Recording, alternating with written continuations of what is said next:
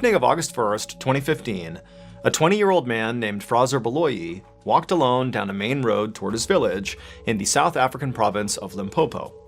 Fraser was on his way home from work, and he was pretty desperate to get there. It was only about 7:30 p.m., and usually around this time, Fraser was used to seeing other people out and about on this road, just kind of walking around in the dusk or, chatting or doing various errands, but tonight there was nobody out there. And in fact, in recent days, this area of Limpopo had basically become a ghost town. Nobody went out unless they absolutely had to, because over the last 10 days, over 20 people in this area had been brutally mauled. The victims had all insisted that the creature that had mauled them was some kind of four-legged demon, and they had begun calling it the Beast. Now, Fraser considered himself a pretty level-headed person who did not necessarily buy into the hype around this beast. He figured it was very likely just a dog. But still, he didn't want to get attacked, and so as he walked down this vacant road, he periodically looked over his shoulder just to make sure no dog was following him. As Fraser continued to walk along, he looked up and saw the huge forest fire that was raging on a mountain miles and miles off in the distance. A few days ago, the fire had started, and from Fraser's perspective, it still seemed to be going strong. In fact, in the darkness, it almost looked like the mountain was glowing red. Just then, Fraser noticed the turnoff for the shortcut that would take him through some forest back to his home, and when he got there, he stopped and looked over his shoulder one more time to make sure he was still all alone, and he was, and then he stepped off the main road, into the woods, and into the darkness. Under the tree canopy, the night suddenly seemed a lot darker. Fraser did his best to think about the chores he needed to do for his mother once he got home, instead of thinking about the beast. But he'd only been on this path for about 300 feet when he suddenly heard a rustling from behind him. And so right away, Fraser stopped and turned around and looked where the noise was coming from. But all he saw was darkness. There was nothing there. And so Fraser, for a whole minute, just stood there staring out into the tree line, waiting for something to move. But nothing did. And so Fraser told himself he was just being paranoid. Everything was fine. And then he turned back around and kept on walking. But pretty quickly, his walk turned into a jog. And he was almost to the end of this path, almost out of the forest. He could see his village. It was right there, when he heard noises behind him again. Except now, in addition to the rustling sounds, he heard a new sound. It was like a wheezing sound, like a sick animal that was breathing heavily. Now, Fraser knew he was not just being paranoid. Something was out there, and it seemed like it might be following him. Without slowing down, Fraser looked over his shoulder again to see what was out there, but again, he just saw nothing. It was just shadows. However, when he turned back around and kept on going towards his village, he heard this loud crashing sound behind him, like a massive animal had leapt out of the brush and landed on the path behind him. And so Fraser was immediately so scared he couldn't even turn around. He just started sprinting toward the village, and all he could hear behind him were these loud, pounding footsteps as whatever this was gaining on him. And so Fraser was so instantly terrified that instinctively he just started sprinting off without even looking behind him. And so as he's running, this thing's gaining on him, and again he can hear this awful wheezing sound coming from whatever this is, as if there was something wrong with its lungs. And in Fraser's panic, as he's sprinting through the forest, Fraser's telling himself it's just gotta be a rabid dog, that's why it's making those sounds. But he knew that didn't track. This thing is huge. This can't just be a rabid dog. And so Fraser just kept on running, and finally he got out of the trees, back into his village, and at the exact same moment, the pounding footsteps behind him came to a stop. But again, Fraser, he didn't turn around. He's too scared. He just ran for his door. His house was right there in front of him, and he gets to his door. He's about to open it up, and right as he does, he feels this searing pain in his neck. This creature, whatever it was, had leapt and grabbed onto him and bit down on the back of his neck. And so Fraser crumpled to the ground and threw his arms up over his head to protect himself, and with one eye, he can see it's this massive black creature on top of him, chewing on the lower half of his face. And so Fraser, he couldn't even feel any pain. He just began screaming for help, and he tried to push it off of him, but he couldn't. And then a second later, a flash of metal came across his eye as his mother and other villagers who had seen this happening and heard him screaming came out and began smashing whatever this was with shovels. And so a second later, Fraser's pulled away and dragged towards his house, and this huge black creature, it marched over to the edge of the tree line and just stopped, turned, and looked back at Fraser and his mother and the neighbors. And Fraser, as he's sitting there in total shock, he can tell that whatever this thing is, this enormous dog-like creature, This had to be the beast. That's what just attacked him. And in this moment, Fraser realized, this creature may have the shape of a dog, but it was not a dog. South Africa has its share of wild dogs, jackals, and hyenas, and typically they're multicolored and fairly small. And this thing was jet black, pitch black, and gigantic. And when this thing first started chasing Fraser, he'd had that panicked thought that maybe it was a rabid dog. But rabid animals are typically lethargic and confused. And this thing that was 15 feet away from them was absolutely alert and calm. The only thing sick about it was that horrible wheezing sound it would make as it breathed. And as Fraser and his mother and the neighbors just stood there staring at this thing, this creature just continued to stare back at them with piercing eyes.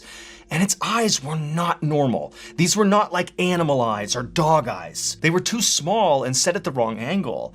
And there was real sentience behind them.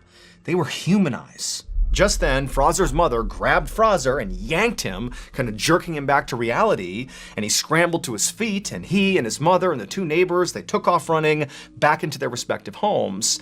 All the while, this creature just sat there on the edge of the forest, staring still in the direction of Fraser and his home. Once inside of Fraser's house, his mother immediately dialed the emergency number to tell the police about what had just happened, but the police told her they were not going to send people out there to deal with some dog. And so Fraser's mother decided she would just treat her son's wounds on her own until this dog-like creature had left, and then once it had, she would get him a ride to the hospital. However, as Fraser and his mother stared out the window at this creature, it didn't leave.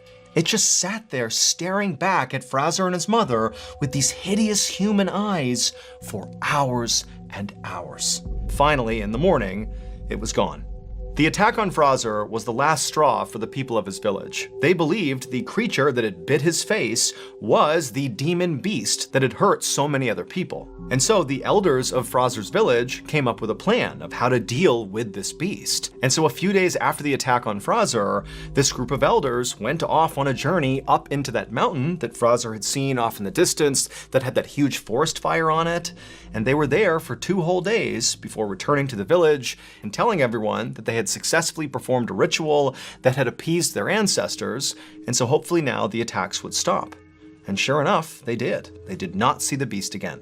At least 40 people in Limpopo had encountered the beast at some point, either because they were attacked or they helped fend it off, like the neighbors did with Fraser. But because this beast was never caught, and it did stop attacking the village and just kind of disappeared, nobody ever actually figured out what it was. To this day, people in Fraser's village maintain that this creature was a demon and that it came down from the burning mountain, because every person, including Fraser, who had encountered this beast, noted its wheezing, heavy breathing, as if its lungs had been damaged by smoke.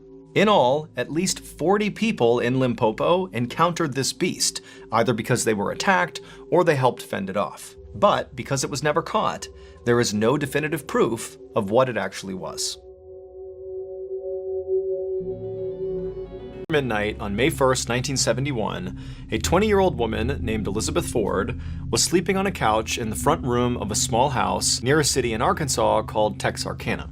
Elizabeth and her husband Bobby were staying at the house with Bobby's brother and his wife, who owned the house. Bobby and his brother were still both awake, and Elizabeth could hear them talking in the kitchen quietly. The house was surrounded by woods and swampland, and Elizabeth had opened up a window above the couch, so a breeze was blowing in. Now, usually, she slept really well with the sound of the woods in the background, but tonight, she was tossing and turning. And this was because, as she lay there trying to sleep, she became very aware of a unique sound coming from outside that was not the sound of, the trees blowing in the wind or the insects buzzing. This was something else. It was a slow creaking sound, and at first, it kind of sounded like it could be out in the woods somewhere, but eventually Elizabeth realized this creaking sound was sort of moving back and forth, right outside on the porch below the open window. Suddenly, Elizabeth's eyes flew open and she looked at the window because this creaking sound had just intensified and then came to a stop on the immediate other side of this window, like there was something heavy right outside. Elizabeth sat up to face the window, but she didn't see anything outside through the screen. And so right away, she felt totally relieved. She didn't know what that sound was, but clearly there was nothing there. However, just to be certain, she decided she would go a little bit closer to the screen and actually look right up close to make sure there was nothing down below on the porch. And so Elizabeth leaned forward and pressed her face to the screen and began to look. And as she did, this dark figure down below suddenly rose up and completely blocked out the window. And Elizabeth's looking at it, having no idea what it is. And before she could do anything, this huge thing slashed at the screen, and this big reddish furry brown paw with razor-sharp claws cut through the screen and nearly cut Elizabeth's face. Elizabeth screamed and practically fell over, and this dark creature outside turned and bolted and disappeared. And then a moment later, Elizabeth's husband Bobby and his brother came running into the room asking what was going on. Elizabeth was so shocked at what she had just experienced that all she could say to her husband was, "It's a bear! It's a bear!" Bobby helped Elizabeth off the couch and then told her and his brother's wife to stay in the house and away from the windows. And then Bobby and his brother got shotguns and flashlights and went outside. Once outside, Bobby and his brother began scanning all around the porch area where Elizabeth had apparently seen this bear to see where it was. They held their flashlights out and they scanned the tree lines. They looked all over the place, all around the front of the property, but there was no sign of this animal. And so the brothers looked at each other and nodded, and then they both left the porch and went different directions, kind of looping around the back of the house. They were going to scan the entire property and meet up at the back. And when they met up at the back, they still hadn't found this bear, and so they walked away from the house towards the tree line and did another big sweep together of the entire perimeter, again looking for any sign of this animal. But there was nothing. And so after a while of circling the property, the brothers decided that, this bear must have just run off. And so Bobby and his brother returned to the porch to figure out their next move. Both Bobby and his brother were hunters, and they knew that usually the best thing to do with the bears that roamed this area was to leave them alone. I mean, these bears could grow to be 500 pounds, and if they were provoked, they could run at 35 miles an hour. And so generally, you just stayed away from these things, and they'd leave you alone too. However, as the brothers were sitting there talking through what had happened that night, they both said, it definitely seemed like this bear was different. I mean, apparently it was aggressive enough to come right up to the house unprovoked and reach in and swipe at Elizabeth, which obviously was not normal bear behavior. And so to Bobby and his brother, this meant that they really couldn't just leave this bear alone. They had to go out there and find it and kill it to protect themselves. And so Bobby lit a cigarette to calm his nerves, and then the two brothers came up with a plan for how they were going to go find this bear. Bobby's brother would man the front of the house, and Bobby would man the back of the house, and they would stay in their respective positions monitoring the property until either they saw the bear and dealt with it, or until the sun came up, at which point they could go get help. And so after agreeing to this plan, Bobby took one final drag on his cigarette, chucked it to the ground, and then with his shotgun in one hand and his flashlight in the other, he stepped off the porch and walked around to the back of the house and stared off into the darkness. Bobby had only been in the back of the house for a couple of minutes manning his post when he began to smell this horrible smell. Now, at first he thought it was just some sort of wet, musky smell that came over from the swampland nearby, but as he continued to smell it, it got heavier and more pungent. It smelled like a wet, decaying animal. Bobby tensed up and aimed his flashlight up at the tree line and began looking back and forth, trying to figure out where this horrible smell was coming from. And as he was doing this, he suddenly heard the sound of tree branches snapping off to his left. And so he whipped his flashlight over and shined it, and he saw this big, dark figure charging across the property away from him into the forest. Bobby instinctively raised his shotgun and fired, and then after shooting, a loud yelp echoed in the air, and then Bobby just took off running in the direction he had just fired. And as he's running across the yard, he's screaming for his brother, who had already heard the shotgun blast, so he was coming around the house, and the two men linked up, and as they're running in the direction of this bear, Bobby's telling his brother, "I think I got it, I shot the bear." But they get over to where Bobby had last seen it and where he heard this yelp come from, and there was nothing, there was no bear. Still, the brothers did feel a little relieved. They figured even if they couldn't find this thing, clearly Bobby had hit it. He had heard the sound of it yelping out, and so maybe by at least wounding it, it would stay away and leave them alone. But just then, the men heard the sound of their wives screaming from inside the house. The men immediately ran back to the house, and as they got closer, Bobby, again, began to smell that horrible smell. And right as Bobby's foot hit that first porch step, his brother from behind him screamed out, "Stop!" But it was too late. The bear was on the porch. That's why the women were screaming. They had seen it, and Bobby's brother had seen it, but Bobby hadn't. And now he was too close to it to get away. And before Bobby could raise his gun to protect himself, this thing attacked.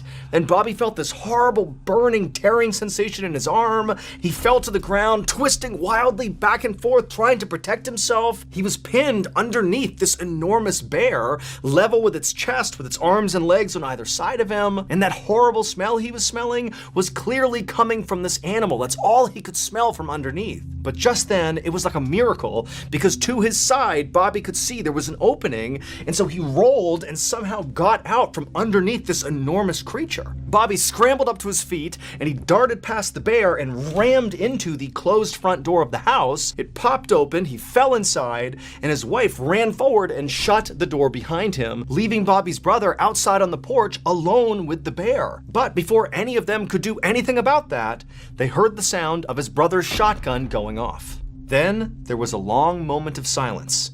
Inside the house, everybody was frozen. A few seconds later, the door slowly opened and Bobby's brother walked inside.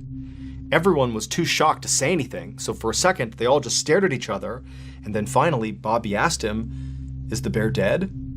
And Bobby's brother, with a trembling voice, said no. And that wasn't a bear.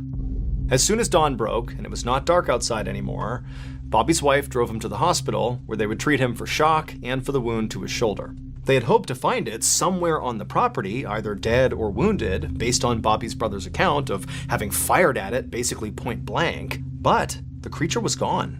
They did find its tracks though, and this discovery made it clear that Bobby's brother was right, that this wasn't a bear.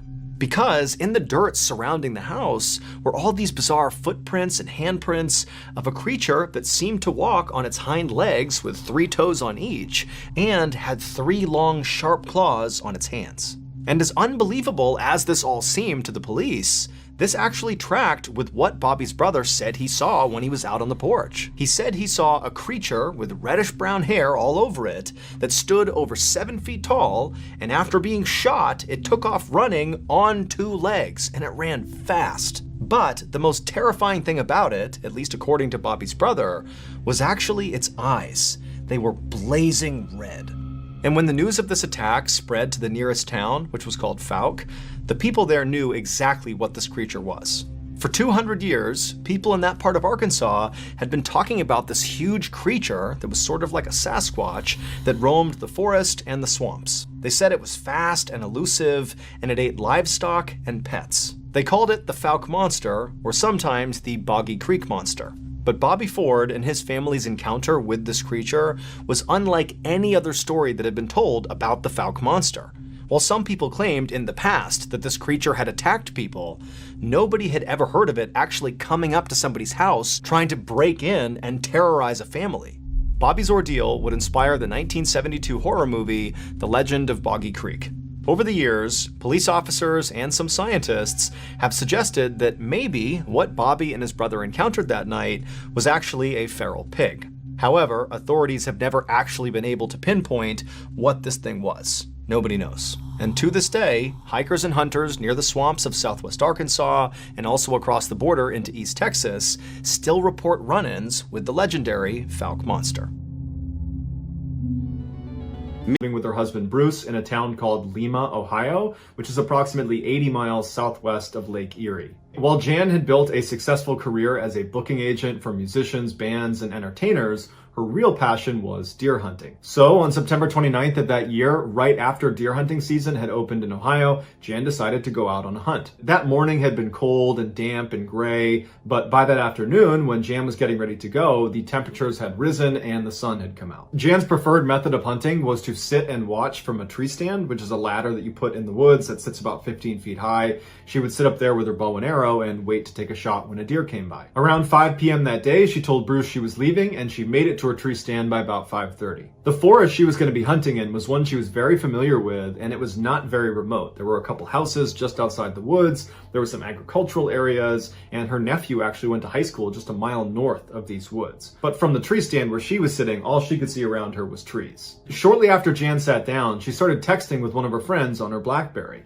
and periodically she'd poke her head up and look for deer. There weren't any, and then she'd go back to texting. The whole time this is happening, Jan can hear birds and crickets and squirrels and all the sounds of the forest all around her. A little after 6 p.m., her texting conversation with her friend reached a natural conclusion, and so she went back to just kind of sitting in the tree stand looking around. By about 6:20 p.m., she still hadn't seen any deer, and she was starting to get bored, so she decided she would take a selfie. She picked up her BlackBerry, she took the selfie, and as soon as she was done, she became aware that the forest had suddenly gone completely quiet. No more squirrels, no more birds, no more crickets, just complete silence. And she knew as a hunter, the only time this happened was when a large predator was in the area and all the other animals went quiet. But Jan would later say there was just something different about this silence. It was so sudden and so complete that it scared her. And she wound up sending another text message to that friend she'd been texting earlier that said, "The woods just went completely silent. Very odd." As soon as Jan hit send on that text message and lowered her phone, she immediately became aware of something about 20 feet away in the tree that was right across from her. And she said it was the most unusual and terrifying thing she had ever seen. Moving left to right through the branches was this thing that she described as like a visual distortion. She said it was like looking across pavement on a really hot day and seeing that mirage, except this one looked like it was alive, like it had mass, like it was a see-through person that had been wrapped in saran wrap. And so Jan thinks it's a floater in her eyes, and so she rubs her eyes, and when she looks up, this thing has now moved down a branch closer to her and has stopped, like it's perched on the branch, staring at her, and Jan's horrified, but she knows she wants to document it, so she grabs her phone and she raises it up and she takes a picture on her BlackBerry right as this thing kind of disappears behind the tree and vanishes. Just seconds after this thing disappeared, all the sounds in the forest came back. The birds, the squirrels, the crickets, it was all back to normal, but Jan was really shaken up because she just could not make sense of what she just saw. So she just continued to stare in the general direction of where this thing was for several minutes until finally she felt like it was safe again, at which point she brought her phone up to look at the picture she had taken. When she looked at it, it looked like a blurry mess, and so she thought, oh, I blew it, I put my hand over it, or my hair got in the way of it, or something. But at the same time, she's thinking to herself, but my hair didn't get in the way of it, and I very clearly held it out in front of me and know that I was looking at my phone when I took it, and I had a clear shot of this thing, so I don't really understand how this photo got so messed up. But after looking at the picture for a little while, she started to kind of laugh at herself, the idea that she'd just seen a saran wrap person running through the treetops. She just felt like that didn't happen. It must have been in my head, and as for this picture, I probably just blocked the lens, and that's it. That night, when Jan got back to her house, she did not tell her husband Bruce about what happened to her in the tree stand because, again, she's telling herself it was all in her head. They have dinner, they clean up, they sit down in the living room, and they're both on their phones, and they're just kind of scrolling through the internet and their emails. And at some point, Bruce reacts to something he's reading. He makes a sound. And Jan hears him and says, oh, what are you looking at? And he said, I just got a really interesting email from our nephew, the one that goes to school down the road.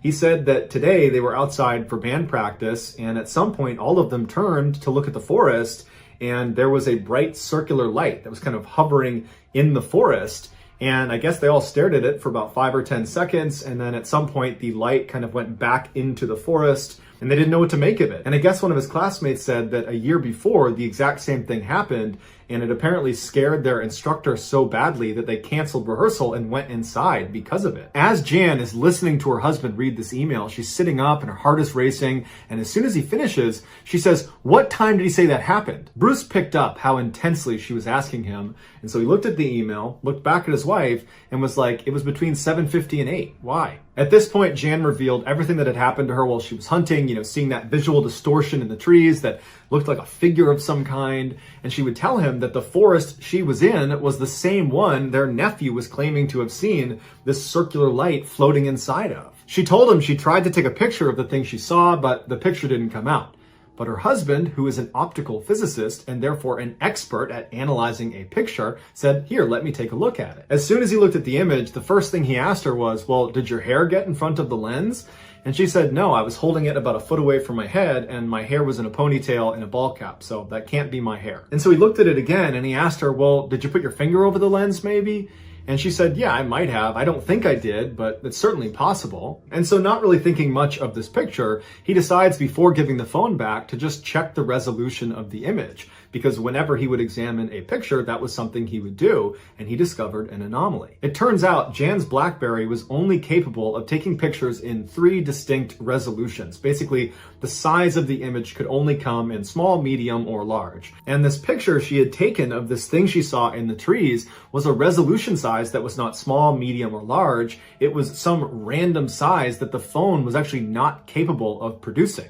And so he asked his wife, like, did you manipulate your resolution settings? And she said, no, I don't even know how to do that. So Bruce looked at the other couple of pictures she had taken that day, and all of those fell into the small, medium, or large resolution size. It was just this one picture that was a total anomaly. And so Bruce was suddenly really intrigued by this image and by his wife's story. And so he continued to study the image, and he kept asking his wife questions about, how she was positioned in the tree stand and where the sun was and how far away this thing was and everything about the whole layout. And eventually Bruce started conducting experiments to see if he could duplicate this image his wife had created. And he got pretty scientific about it, and he could not duplicate it. Ultimately, because Bruce trusts his wife did not alter the photo in any way, and he trusts his wife as being truthful about what she experienced in the tree stand, what she saw, and based on his years of being an optical physicist, Bruce believes whatever was in the trees distorted this image. That even if she had put her finger over the lens, which he doesn't think she did, and she doesn't think she did, the picture resolution was altered in such a way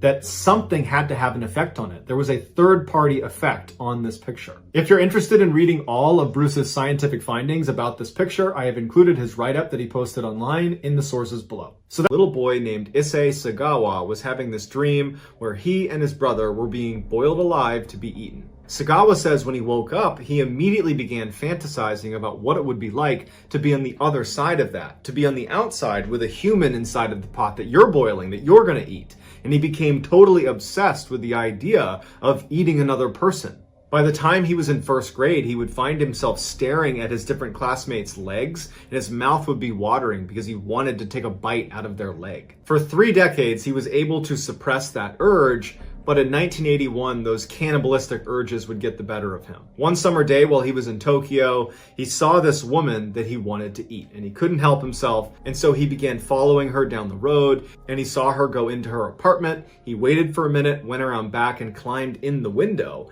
and when he got inside, she was asleep. And he hadn't thought of a plan for what he was going to do once he was inside, and so he's just standing there thinking, well, now what do I do? How am I going to eat her? What am I going to do next? And as he's sitting there wondering what to do next, she wakes up and she screams and he runs away. After this breaking and entering incident, Sagawa would actually seek help. So he goes to a psychiatrist and he says, this is what I did. I snuck into her house because I wanted to eat her. And the psychiatrist would end up telling Sagawa's family that I have to label him a high risk to society because he's not just thinking about doing these things, he's already acting out these fantasies. Now, Sagawa's father was extremely wealthy and powerful, and when he heard this from the psychiatrist, he was like, no, we're not going to do that. And so using his power and influence, he was able to kind of cover up what the psychiatrist had found, and he shipped his son to Paris. Once Sagawa landed in Paris, he enrolled at the Sorbonne University and began studying literature. Despite having sought help for his cannibalistic urges, when he was in Paris, he started having that urge again and he couldn't control it, and instead of going to another therapist or psychiatrist, he begins to look for another victim. Sagawa considered himself short, weak, and ugly,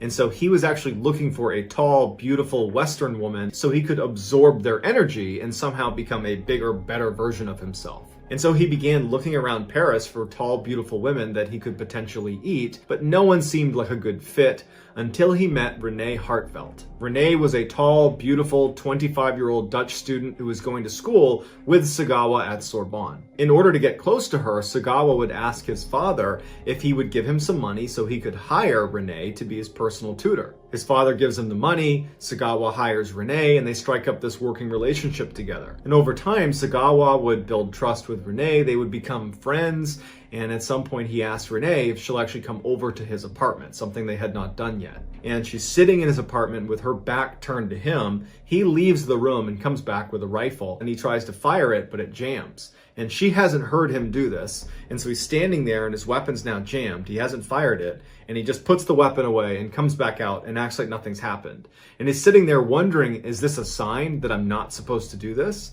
But at the end of the night, when she finally left, he decides, you know what, I gotta go through with this. I have to eat her. And so the next night he gets her to come over again. He gets the rifle out when she's sitting with her back to him once again, except this time the rifle fires. Only for an instant, he felt really bad and thought, maybe I should call an ambulance. But then he stopped himself and he said, you've waited so long for this. You gotta just go through with it. He immediately tried to take a bite out of her, but it was too difficult and unpalatable. So he calmly leaves his apartment, he goes to the store, he gets a blade, he comes back, and he's able to begin removing pieces of Renee so he can eat them. Over the next 2 days, Sagawa would eat most of Renee, and he would take pictures of himself throughout the entire experience. When he finally felt full, he left a couple pieces still in his freezer, but put the rest of her in a suitcase and went to dump her in a lake. But as he was wheeling these heavy suitcases around town, people saw them, and it just drew a lot of suspicion. And at some point, someone must have called the police. They show up, they ask him what's inside the suitcase, they open it up, and there's Renee. When questioned about it, he just said, I killed her to eat her flesh. Sagawa awaited trial for 2 years in a French prison, and when he finally went in front of a French judge, when the judge read the details of this crime, it seemed so crazy and outrageous that the judge decided there's no way Sagawa can be sane. And so he was deemed insane and unfit to stand trial. He was ordered to go to a mental institution where he would be held indefinitely. Shortly after that, the French deported Sagawa back to Japan, where they expected him to remain in a mental institution for the rest of his life. But that didn't happen because the French dropped his case and his documents were sealed.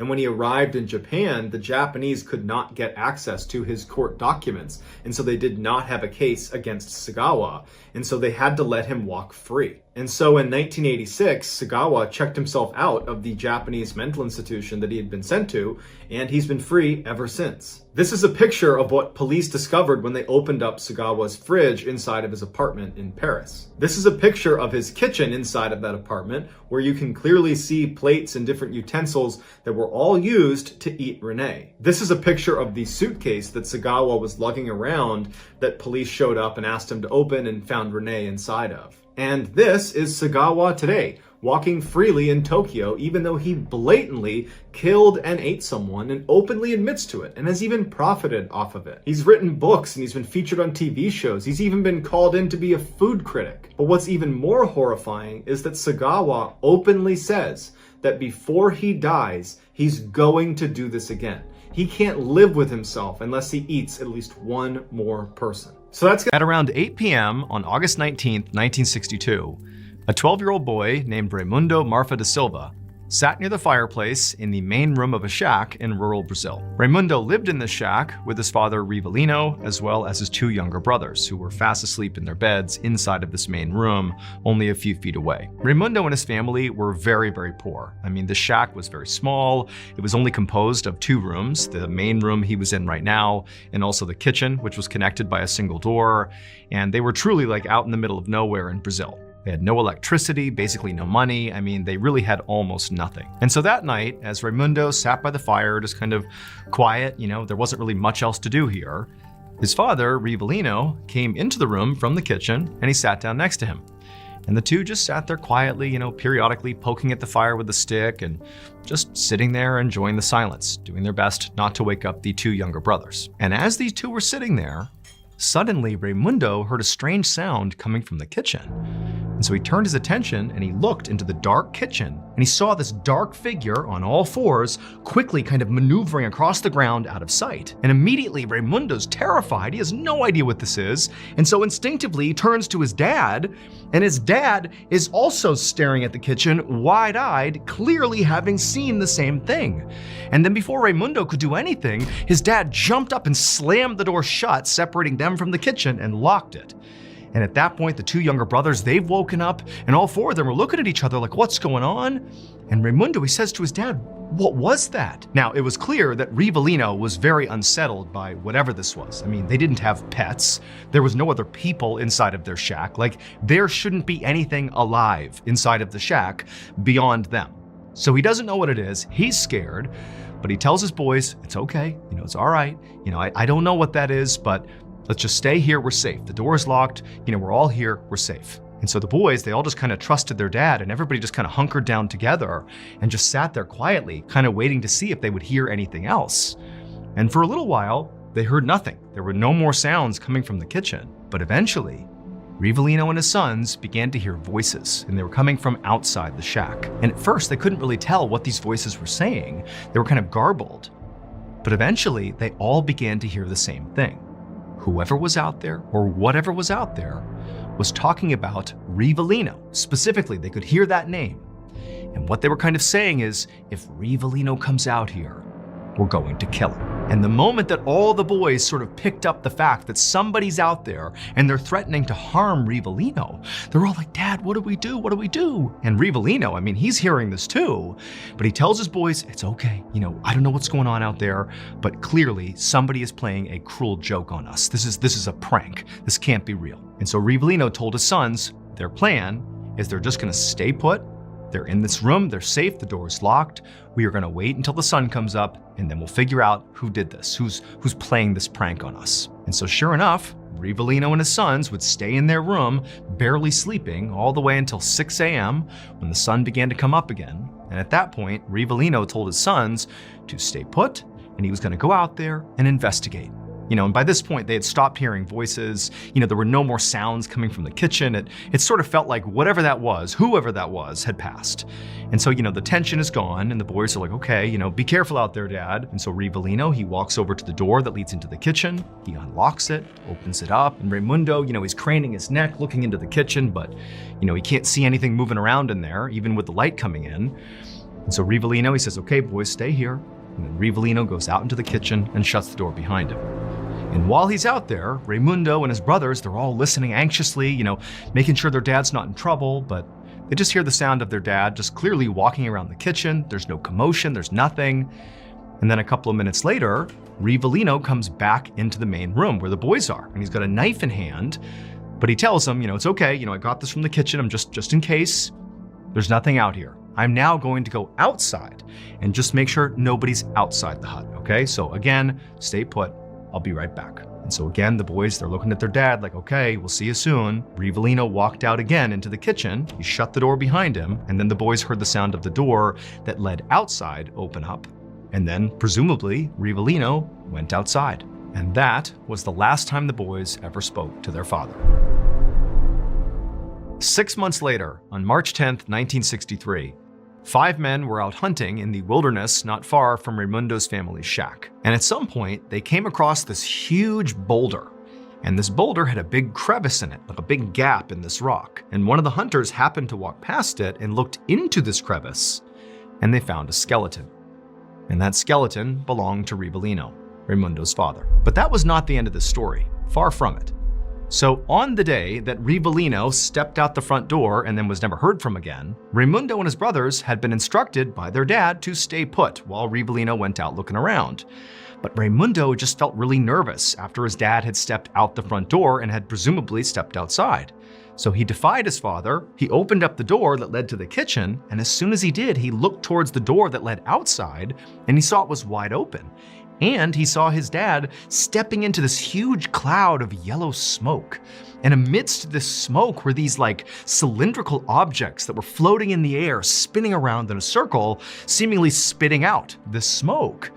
And Raimundo, he had no idea what he was looking at, but he saw his dad just kind of walking into this cloud, and then the smoke got so bad, it totally obscured his dad. His dad was gone. And so Raimundo yelled out for his dad, like, "Dad, where are you going?"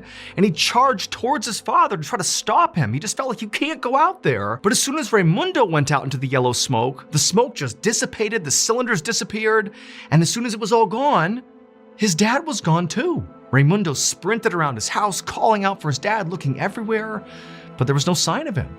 And so quickly, Raimundo and his brothers alerted authorities, and they launched this search for him, and for days they combed the area near that boulder as well, and they couldn't find Rivellino. And so eventually they abandoned the search. And then 6 months later, his body was magically found in that crevice. To this day, nobody knows what actually happened to Rivellino and how he wound up inside of that rock crevice. Also, people have no idea what that dark figure was skittering across their kitchen floor the night before Rivellino went missing, or who those voices were threatening to kill Rivellino, or the objects that Raimundo apparently saw floating in the sky spitting out yellow smoke. Nobody has any idea what any of that stuff is. All we know is Rivellino disappeared and 6 months later turned up dead in that crevice. Mauro Prosperi took part in the brutal Marathon des Sables, which is a 6-day endurance race covering 155 miles through the Sahara Desert. The competition was known as one of the toughest in the world, but Prosperi was a former Olympic athlete and he kept himself in unbelievable physical shape. He was also a police officer back in Italy, which kept him even more active, so he felt ready. The competition's desert terrain was so dangerous that participants had to indicate where they wanted their bodies sent if they did not survive the race. In preparation for the race, Prosperi would run 25 miles a day for weeks leading up to it, and he would give himself less and less water as he was running to get accustomed to dehydration. But despite how much he was training and his incredible athletic resume that showed he's someone that can probably do this, his wife was very concerned. But he would tell her, the worst thing that's going to happen to me is I'll get a little sunburned. The race kicked off at its starting point in Morocco on April 10th, and initially it was going very smoothly. Prosperi was always at the front of the pack, and he was always the first Italian to finish that day's stage. And so when he would finish, he would go to his tent and he'd put an Italian flag on the outside to show the other Italians doing the race where they could find him to come inside and chat. And he would say that part of the race was really fun. Then things went wrong on the 4th day during the longest and most difficult phase of the race. When he set out that morning, it was already very windy, and he found himself in this section between these two big sand dunes, and the pace setters had already gone way ahead, so he's totally alone. And then out of nowhere, this massive sandstorm kicks up and completely blinds him. He can't go anywhere because he can't see where he's going, and so he manages to kind of feel his way to this rock, where he gets down behind this rock, and he thinks to himself, I'll just wait it out and then continue on. But the sandstorm raged for 8 hours. And when it was finally done, it was totally dark outside, so Prosperi couldn't see anything. So he decides, you know what, I'm gonna have to sleep on the dunes, and tomorrow morning I'll have to get up and keep going. And his biggest concern at this point was not that he was in a survival situation. It was, man, I was in 4th place in this race, and now with this huge setback, I'm probably gonna finish last. And so when he went to sleep that night, all he was thinking about is, man, I gotta get up and go as fast as I can so I don't finish last tomorrow. But when the sun came up the next morning, Prosperi looked around and he realized he had a much bigger problem. The sandstorm had been so strong, it had completely altered the landscape. The dunes had all moved around. He had no points of reference. And so even though he had a map and he had a compass, he had no way to orient himself, so he had no idea what direction to go. Anybody that competed in this race really needed to be self-sufficient, and so Prosperi had a knife, he had plenty of dehydrated food, he had a sleeping bag, but he had very little water. He had about a half bottle of water, because at each of the checkpoints during the day, the race officials would give you all of this water, and the idea was you would drink it all by the time you got to your next checkpoint. And he had not made it to the next checkpoint, and so was very low on water. As he's looking around, realizing this is a really bad situation, he thinks to himself, other runners must have had this same thing happen to them. They probably had to hunker down yesterday during the sandstorm, and they're just waking up now. They're looking around. I'm bound to find someone. We'll link up and we will get to the end of this race and we'll be just fine. And so he runs to the top of a sand dune and looks around expecting to see someone. And he doesn't. There's no one in all directions. It's just completely barren desert. And so he leaves that sand dune, goes up another one, and does the same thing. He's looking around and there's nobody there. And over the course of several hours, he was just running to the peaks of these different sand dunes, expecting to see someone, not seeing anyone, becoming more panicked and expending more energy. And finally, by the late afternoon, when he's sweating profusely and the sun is bearing down on him and he still hasn't seen anyone, he realizes he's gonna die if he keeps doing this, and he needs to be smart about this. And so at this point, he went into survival mode, and he decided that the only times he's gonna move are gonna be at night and in the early morning hours, because those are the times when the sun is not up and it's still pretty cool, and he can conserve energy that way.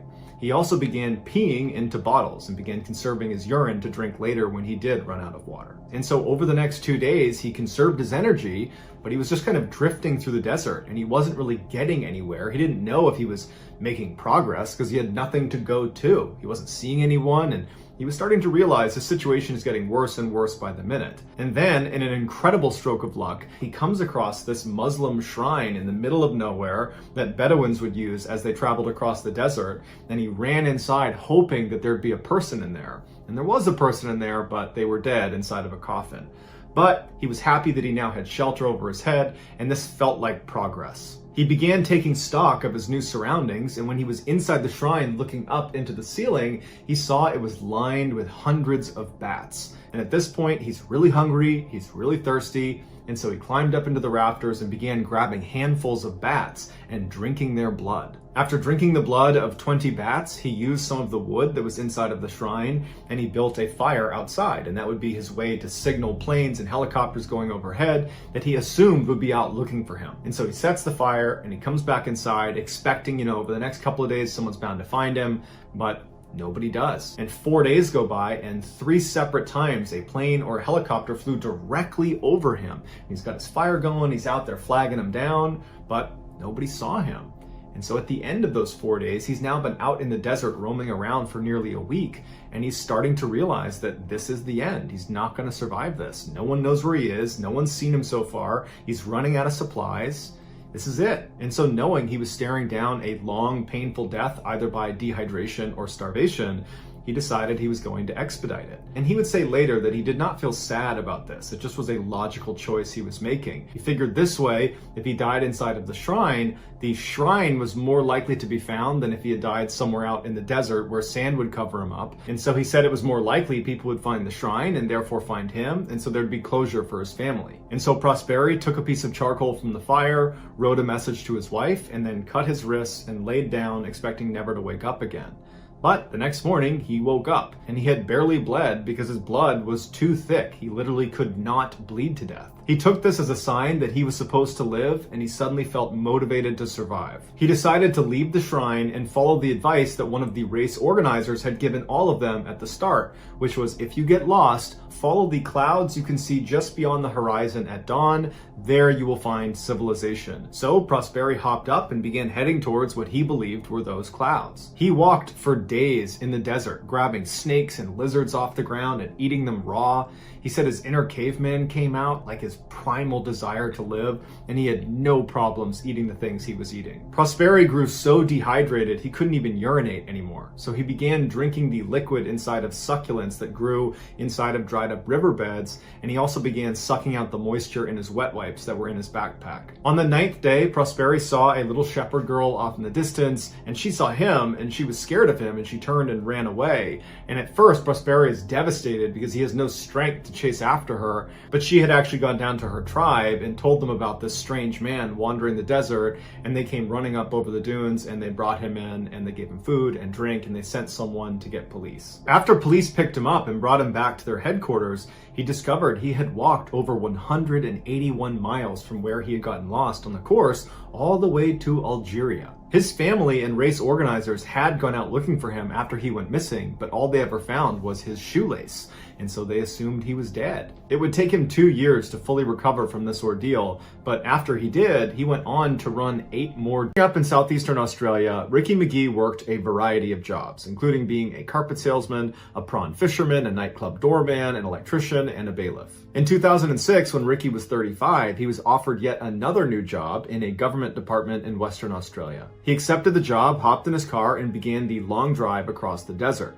While on the extremely desolate Bunteen Highway, which is basically a road in the middle of the desert with nothing around, no people, no buildings, nothing, he's driving along and he sees a group of 3 men standing outside of their car. And so Ricky assumed they must have broken down, so he pulls over to ask if they need help. And they come up to him and they're so gracious that he stopped, and they said, "We ran out of gas, can we hop in with you and ride up to the next town?" And Ricky says, "Fine, climb on in." So the 3 men, they get in his car and they take off. And then after that, Ricky has no memory. He thinks one of them drugged him by putting something in his drink, which was sitting in the center console and was open, but he doesn't know for sure. Ricky remembers waking up and he was in a camp, and he sat up and he was unrestrained, and he looks out in front of him, and the three guys that had gotten in the car with him were sitting on rocks looking at him, and one of them had a gun that he was aiming at Ricky. And so Ricky's just looking around, not really sure what's going on, and one of them gets up and comes over and offers him water. Ricky takes a sip of the water because he's very thirsty, and Ricky believes the water was poisoned as well because shortly after taking a sip,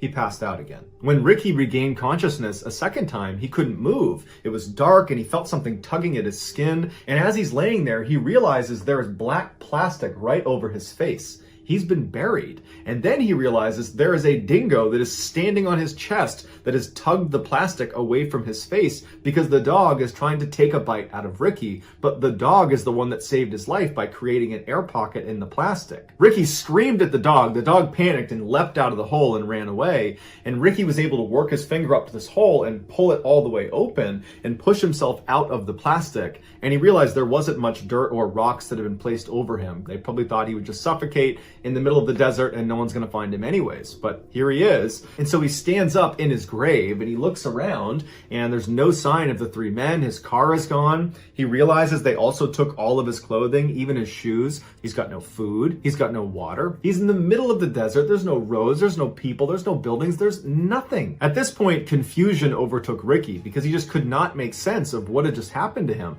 Who were these three people? Why'd they attack him? Did they just want to steal his car? Were they prepared to kill him to take his car? He couldn't understand it. And so there was some shade behind a little bush, and he sat down in the shade and he just sat there for several hours thinking, what am I going to do? But not being one to let pessimism crowd his psyche, Ricky decides if he's going to survive, he needs to get up and get moving. After 10 days of just wandering through the desert and seeing nobody, he came across this fairly large water hole, and he decided, I have a better chance of surviving if I just wait here until someone comes and rescues me than if I just keep walking through the desert where I'm bound to just eventually die. And so he makes a makeshift shelter next to this water hole and he begins to wait. After almost a week of being at the spot, Ricky had still not had a single thing to eat since this whole ordeal began. And so he's sitting there, his stomach is in knots, he's in so much pain, he's starving. And just then a lizard happened to run across in front of him, and without even thinking, he just reached out and grabbed it and took a bite out of it. And it was like all of a sudden this primal side of him was unleashed, and suddenly he had no issues eating anything that moved in the desert. For weeks, Ricky stayed at the spot drinking from the water hole and eating lizards, frogs, leeches, snakes, grasshoppers, caterpillars, basically anything that moved anywhere in the desert, he would chase it down and he would eat it. In fact, he developed an affinity for certain frogs over others, and he said in terms of eating leeches that they were okay, but you needed to eat them really, really quickly, otherwise they would attach to the insides of your mouth. Ricky also ate plants, but he would even say he had no idea what was harmful and what was okay to eat. He just ate what tasted good and got really lucky. But as much as Ricky was eating, it wasn't enough. He was slowly losing his battle with the desert, and he was starving to death. And so Ricky believed he didn't have enough time to just continue to wait at this particular spot. He needed to go out and find help. And so he left that water hole and began stumbling through the desert all over again, but he was so weak, he only lasted for a couple of days before he found another water hole, and he stopped there, and he built yet another shelter, this time believing it would become his tomb. Over the next couple of days, wild dogs began coming to his camp and circling his camp. It was like they knew he was about to die soon, or they at least knew he was weak enough they could probably overpower him soon. At night, Ricky had to barricade the door of his shelter because the dogs would get aggressive and they'd come up to the door and try to paw their way inside. On the 70th day of his ordeal, Ricky believed he was probably within a day or two of passing away, and so he put a cross on the outside of his shelter, believing that would be his tomb, and at least this way someone might notice it and find his body, and then hopefully let his family know what happened to him. But on the 71st day, when Ricky happened to be standing outside of his shelter, two ranch hands happened to be way off the road in the outback and were looking in his direction, and they saw him. And when they went over to him, they said he looked like a walking skeleton, and Ricky practically collapsed as soon as he saw help had finally arrived. The ranch hands evacuated Ricky from the desert and brought him to a hospital where he weighed less than 100 pounds. At the beginning of his ordeal, he weighed over 230 pounds. Despite filing a report with the police about the three men who attacked him, they were never caught. Ricky checked himself out of the hospital after 6 days and made a full recovery. He ended up writing a book about his experience, and he now works construction in Dubai. 8-year-old Corey Kelly contacted his good friend Jim Naprud to see if he wanted to go grouse hunting with him. Grouse are a type of game bird. Jim agreed, and the pair decided to meet at the Red Lake State Wildlife Management Area in Foretown, Minnesota, which was not far from where either of them lived. So the two men, along with Jim's dog named Sammy, arrive at the campsite on October 16th. They get out, they start setting up the campsite, putting the tent up, getting all their food laid out, and that's when Jim realizes they did not bring gasoline. So he says to Corey he's going to go into town and get some gasoline. Corey said he would stay back and continue setting up the campsite, maybe go out and get some firewood, and he would look after Sammy while Jim was gone. When Jim pulled away from the campsite, he turned and saw Corey carrying a shotgun with Sammy by his side walking into the woods. And so Jim assumed he must be heading into the woods to go grouse hunting. An hour and a half later, when Jim came back to the campsite, Corey and Sammy were gone. Now at first, Jim wasn't concerned at all. He figured Corey was still out grouse hunting and that he and Sammy would be back any minute.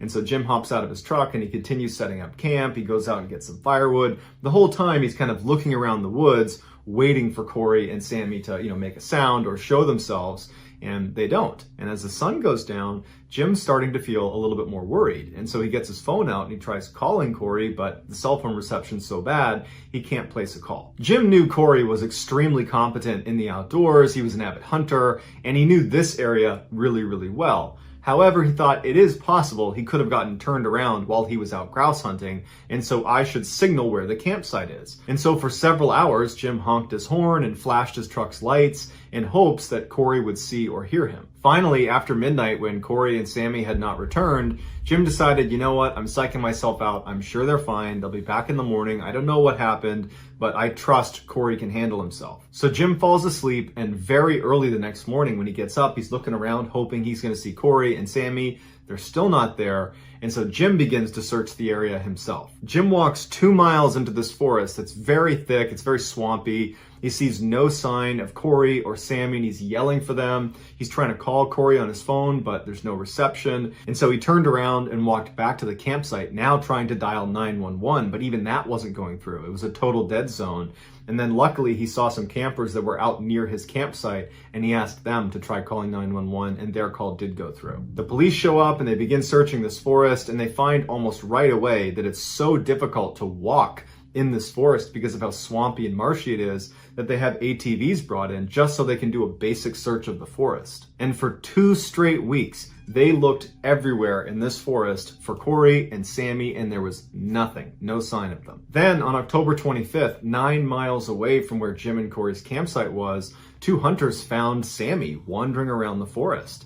And she was hungry and dehydrated, but overall she was in good health. And so they tried to get her to track to wherever Corey was, but she wasn't doing it. At this point, the focus of the search was shifted to where Sammy was found, and they began searching that area, and 3 days later, they found Corey's cigarettes and his lighter. The following day, they found Corey's overalls, socks, and sweatshirts, now 14 miles from where Jim and Corey's campsite was. But even after finding all these things that belonged to Corey in a relatively small area, they looked and they couldn't find Corey. And then the weather started to get really bad, and it started to snow in the area, and they had to postpone the search. The search was started up again in mid-November, and they brought out all these scent-sniffing dogs, and they searched that area near where all his things were found for 13 more days.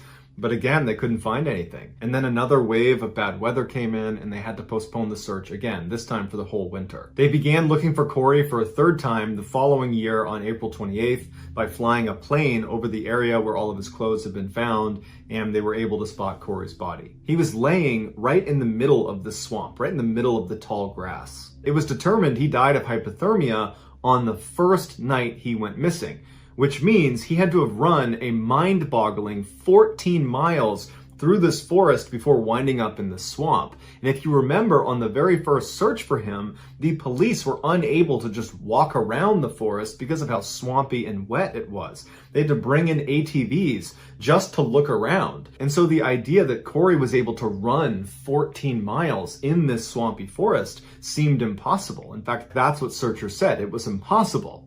Unless you were being pursued. If you think your life is in danger, you will do things that you cannot do unless your life is in danger. Adrenaline makes it that way. Lending credit to the idea he might have been pursued by someone or something is where he was found. He was found in the middle of this swamp, in the tall grass. There was a hard, packed path about 15 feet away from where he was found that he could have very easily gotten to. but he chose to be in the swamp, in the tall grass. So you got to ask yourself, if you were in Corey's position and you had the choice between standing in knee-deep water in the middle of a swamp in the tall grass where there are other dangerous predators in the swamp, or you can just stand on a path and be safe, which would you choose? Well, obviously you choose the path under normal conditions, but if you were trying to hide from someone, you might choose the tall grass. The last time Jim saw Corey, he was walking into the woods with Sammy carrying his shotgun. But when they found Corey in the marsh, there was no gun. And in fact, that gun was never recovered. But they did find an expended shotgun shell casing basically along the path they think Corey took to get to the marsh. He did have his cell phone on him, but from what I read, it looked like either he didn't use it or he just never had any service. Corey's death was ruled an accident, even though many people believe it's far more likely he was being pursued by someone or something, because it's just not normal human behavior to, in the middle of the night, get up and run 14 miles through a swamp. In 2004, 49-year-old Robert Springfield, along with his 2 teenage sons, left their home in Wyoming, bound for the Bighorn Mountains in Montana. They were planning to do some elk hunting on the Crow Reservation, which is the homeland of the Crow tribe, and Robert and his family were members of the Crow Reservation and therefore had the rights to hunt on that land. The specific spot the boys were going to be hunting was Black Canyon, a particularly steep and rugged area. But Robert was well equipped for this type of environment because he had previously served in the United States Marine Corps in their Special Operations Unit, which would have meant he would have received a very high level of outdoor survival training, which is perfect for living up in the mountains. Robert's sons had apparently learned a lot from him and were very competent outdoorsmen as well. They arrived at the reserve on September 19th and immediately headed out to do some bow and arrow hunting. Their plan was the 2 boys would break off from their father and head over to the edge of the canyon and attempt to drive elk down into the valley so their dad could take a shot at them. But late in the afternoon, the 2 teenage boys had not seen a single elk, and so it was getting to be time to head back to the prearranged meeting spot, and so they packed up their stuff and they headed there. The boys make it to the meeting area and their father, Robert, is not there. So they sit down and they begin to wait.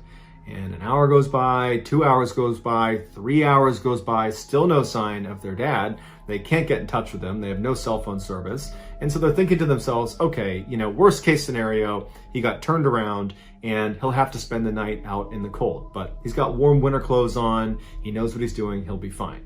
And so as the sun was setting, the boys did finally leave to go tell authorities that their dad was, lost in Black Canyon somewhere. But it was just not registering for them that this could be life-threatening, that something really bad could have happened to their dad. He was just this Superman figure to them, and it just did not cross their mind. Authorities launch a search that night that includes the use of helicopters with thermal imagers doing low flyovers of the entirety of Black Canyon. Thermal imagers pick up a heat signature, and so anyone that is alive gives off a heat signature. And so at night, if you were flying overhead and you saw a person in the middle of a canyon where there's virtually nothing else around them, they would stand out like a bright light. But that night, the helicopters combed all over Black Canyon and they never saw Robert. However, authorities would say that, this guy, he's trained, former special operator, he probably went and found shelter. So he could be inside of a cave, or maybe he made himself a shelter with tree branches, and it's obscuring him from the thermal imager, and so we'll just have to look tomorrow. But the next day, despite bringing out hundreds of searchers and bloodhounds and people on horseback and more helicopters and planes flying overhead, there was no sign of Robert. And after several weeks of still not finding any sign of Robert, they ultimately called it off. The family was obviously crushed, but more than that, they were just dumbfounded. The idea that something bad had happened to invincible Robert, that just didn't add up for them. And so after the official search was terminated, they would continue to make trips into Black Canyon looking for their father, their husband. But unfortunately, like all the searchers, they never found any trace of him and eventually accepted that he was gone. 1 year later, in October of 2005, a hunter who didn't know anything about Robert Springfield or the fact that he had disappeared, this hunter is in Black Canyon in the same area where Robert Springfield had disappeared. And this hunter is walking through this really dense forest. He's all alone. He's an experienced hunter, and he's not on a path. He's just kind of combing through the woods, and he starts to hear what sounds like a crow screeching. And at first, it doesn't really register with him. It's only in retrospect that he recalls this sequence of events. As he kept walking on, the screeching intensified to the point where he just could not ignore it. And so he stopped and turned to listen to this screeching crow that he couldn't see through the dense forest, but he could tell it was in that general direction. This hunter said as soon as he stopped and he turned and began actively listening to this crow, he had this weird sensation that the crow was trying to actively communicate with him. It was a very strange experience. He had never had anything like it in his entire hunting career, and he spent lots of time outdoors. And so he felt like he had to go over and see what was going on with this crow. And so he starts walking towards the crow. He still can't see it. It's very thick vegetation, and he's getting closer and closer, and he gets to a place where he can just barely see this crow. It's in a clearing. There is this large tree stump right in the middle of the clearing, and this tree stump is not short. It's like 6, 7, 8 feet high in the air. It looks like this tree had broken in the middle and fallen over, and this crow is sitting on the top of this kind of gnarled stump.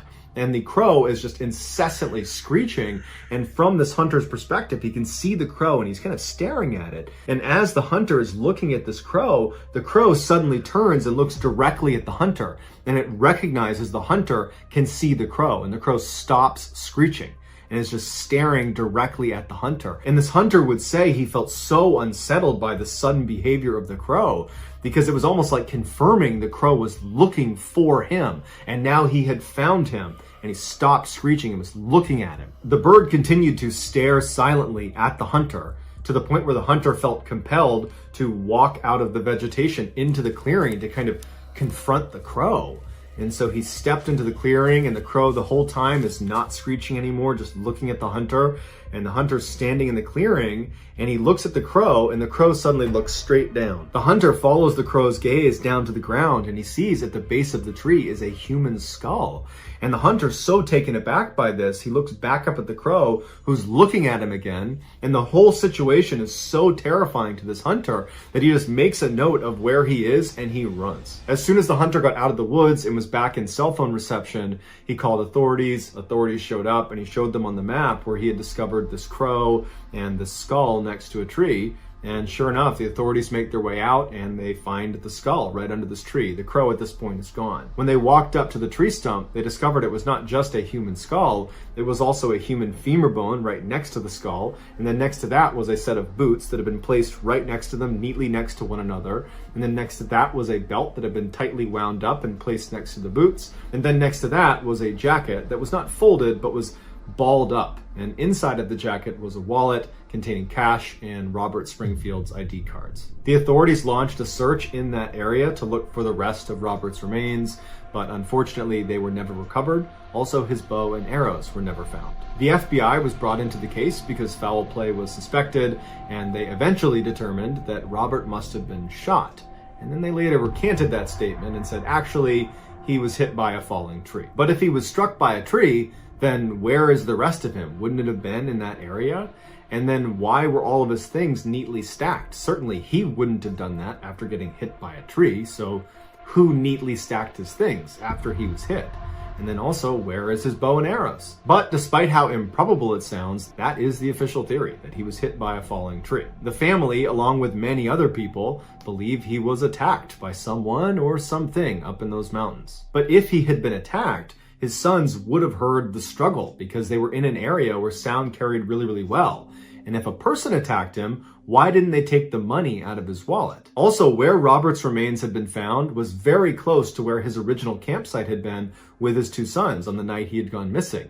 And so it was firmly located inside of the initial search grid, meaning had he been under a tree or been left for dead by some attacker in that area, he would have been found in those first couple of weeks that they were looking before the search was terminated. So the fact that he wasn't found means either hundreds of people didn't see him, including a helicopter with thermal imager, or he wasn't there until after the search was terminated. And if so, where was he? And perhaps the weirdest aspect of this entire case is the claim by this hunter that a crow apparently lured him over to this tree stump where he found Robert's remains. If you believe this hunter's story, and many, many people do, then do you really think it's a coincidence that all of this took place on Crow Reservation, home of the Crow tribe?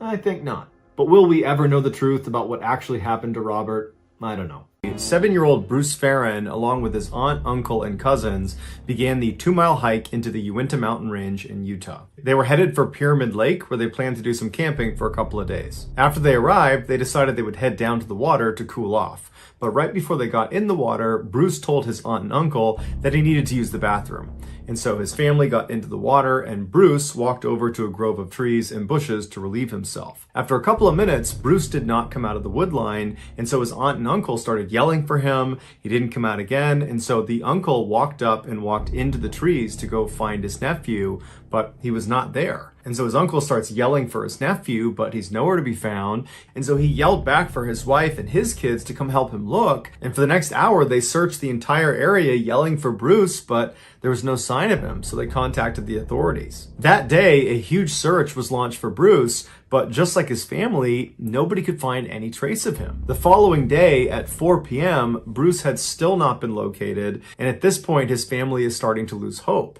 And it was around that time that a searcher who was several miles away from where Bruce had last been seen was walking up this very steep trail heading up towards this cliff.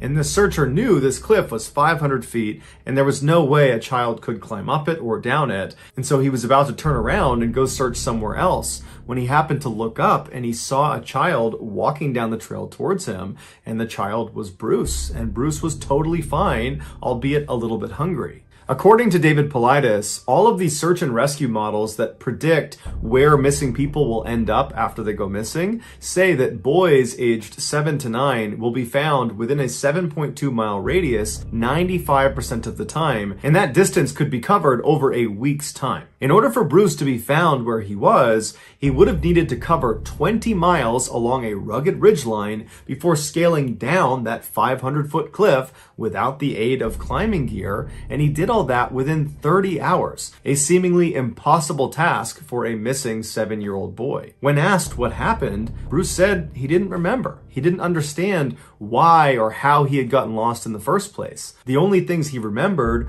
were sleeping between 2 downed logs and drinking from a waterfall and many animals, including one that was so close to him at night that it would jump over him. Bruce was followed up with as he got older, but he never could regain the memory of what actually happened to him. Some have speculated that Bruce might have been abducted when he went to the bathroom, and that's the only way he was able to cover that great of a distance in that amount of time, that his abductor basically physically moved him at least part of the way, and that perhaps his abductor was one of these animals he saw in the world as being a saturation diver for an oil and gas company. These highly specialized divers go down to extreme depths to do construction and demolition on underwater structures. The extreme pressure on their bodies from being so deep will cause some of the mixed gas they breathe to get trapped inside of their body. Now, this is harmless while it's happening, so while they're down at depth, this doesn't matter. But when they ascend, they have to do what's called decompression stops, where they basically stop in the water column at certain depths and just wait and allow these trapped gases to naturally come out of their body.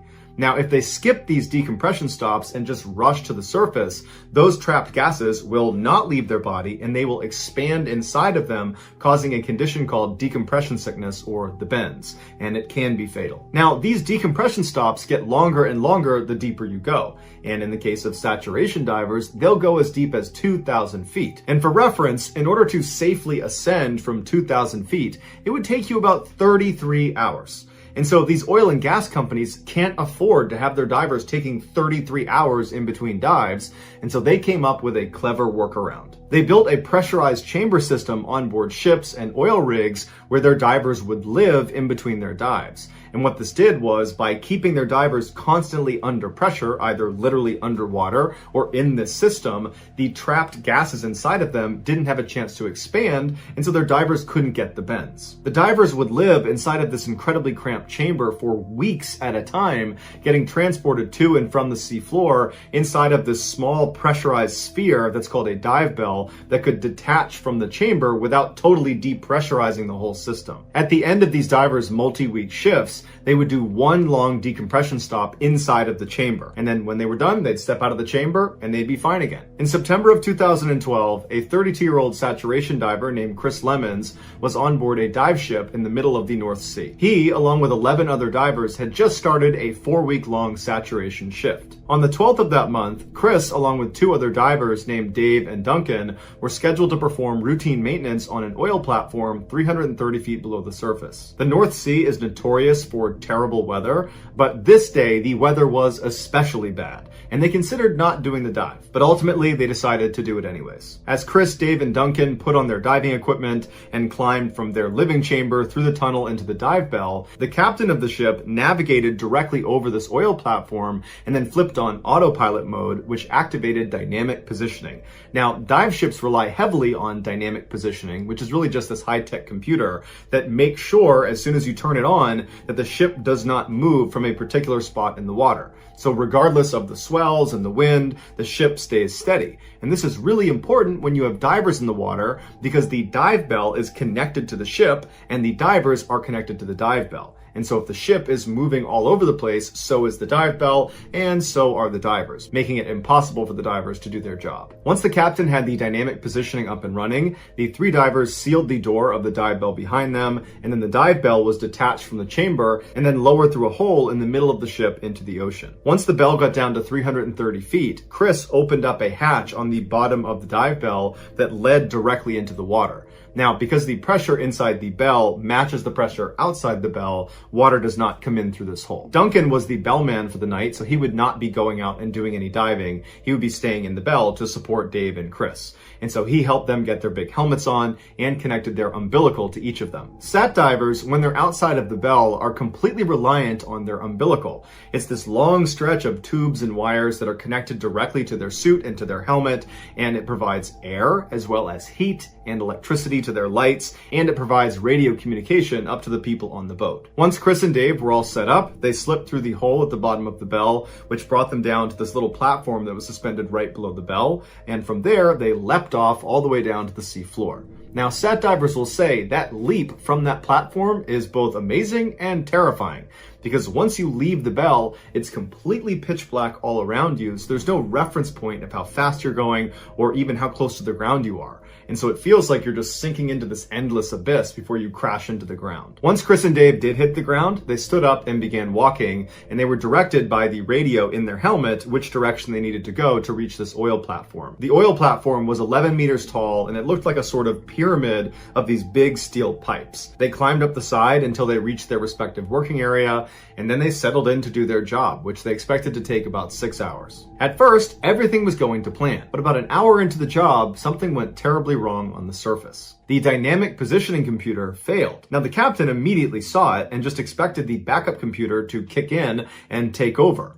But in a terrible turn of luck, the backup computer also failed. And so very quickly, this huge dive ship began drifting in the rough seas, dragging with it the dive bell and the divers 330 feet below. While the captain struggled to try to fix the system and get it back online and get the ship back on station, another crew member hopped on the radio and called down to Dave and Chris, who were outside of the dive bell, and told them to abandon the structure and get back in the bell ASAP. And Chris and Dave could tell from the urgency in this person's voice that this was no drill, this was serious. Chris and Dave were both positioned on the south side of the structure about halfway up, and their umbilicals were running straight up the structure and then northward because the ship was drifting northward. So neither Chris nor Dave could go around the structure. They needed to go straight up before being able to climb their umbilicals back up to the bell. And so both men began climbing, but they could feel the tension on their umbilical was getting tighter and tighter, and Dave managed to get all the way to the top, and he cleared the lip, and as soon as he was on top, he started getting pulled away from the structure.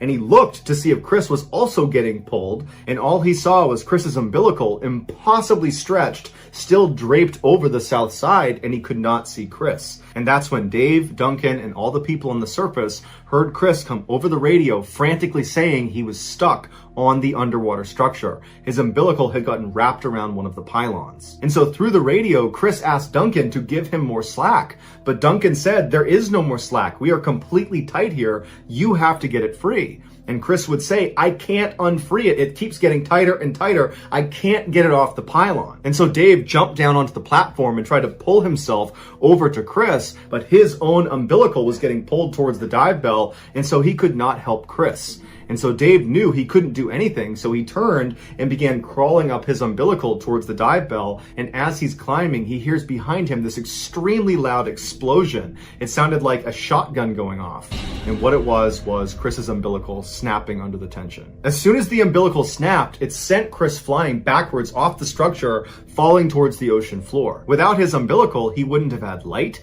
he wouldn't have had a radio to talk to anybody up on the boat, he wouldn't have had heat, and the water was just barely above freezing, and so he would have been very cold very fast, and he would not have had an air supply.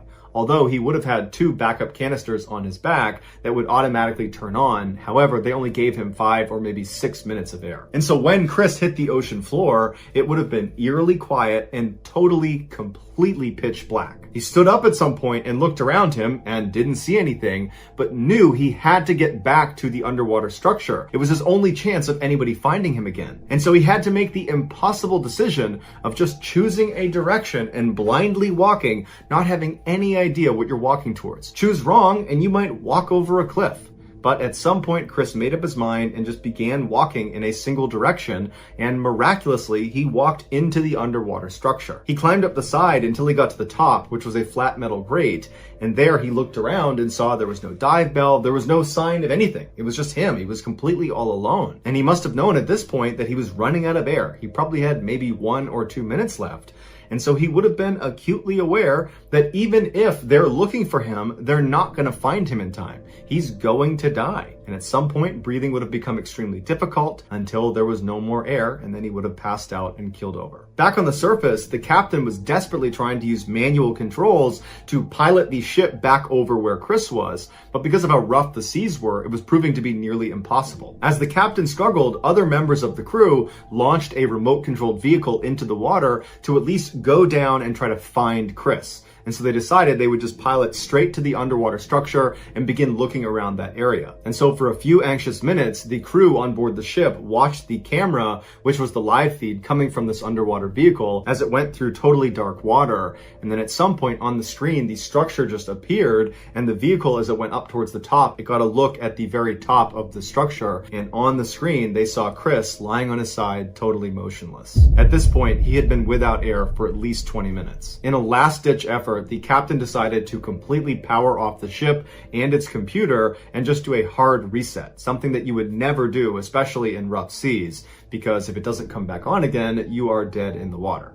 But when they turned it back on again, the ship came on and the computer system came back online, including the dynamic positioning computer. And so the captain immediately threw it on autopilot and the ship navigated right over where Chris's last position was. After Chris's umbilical had broken, Dave had managed to climb back up to the bell, and he was just standing underneath that platform right beneath it. And so when the ship got right back over Chris's position, Dave leapt off the platform, got to the seafloor, climbed up the structure, grabbed hold of Chris's body, and hauled him back up into the bell. Once Chris's body was inside the bell, Duncan, the bellman, removed Chris's helmet, and he saw that his face was blue and he was totally lifeless. But Duncan immediately just gave him mouth-to-mouth resuscitation. And after giving him 2 big breaths, Chris came back to life. He started gagging and coughing, and he's looking around wide-eyed, and Duncan and Dave are looking at him like, you gotta be kidding me, you're supposed to be dead. And after about 30 seconds, the color in Chris's face had totally come back, and he was looking at Duncan and Dave and asked them, what happened? And Duncan and Dave didn't have an answer for him. And so instead, all 3 men just started laughing and hugging. They could not believe it. Once Chris was brought back up to the ship, the dive medic looked at him and concluded that nothing was wrong with him. He was perfectly fine, despite the fact he had been without an air supply for over 30 minutes. And 3 weeks after the incident, Chris was back down saturation diving again. Today, scientists don't know how Chris survived. The leading theory is that it was just so cold, it slowed his heart and his brain down, and that somehow kept him alive. But the reality is, his survival is a total mystery. Here is what the crew saw when their remote-controlled vehicle found Chris lying on top of that platform.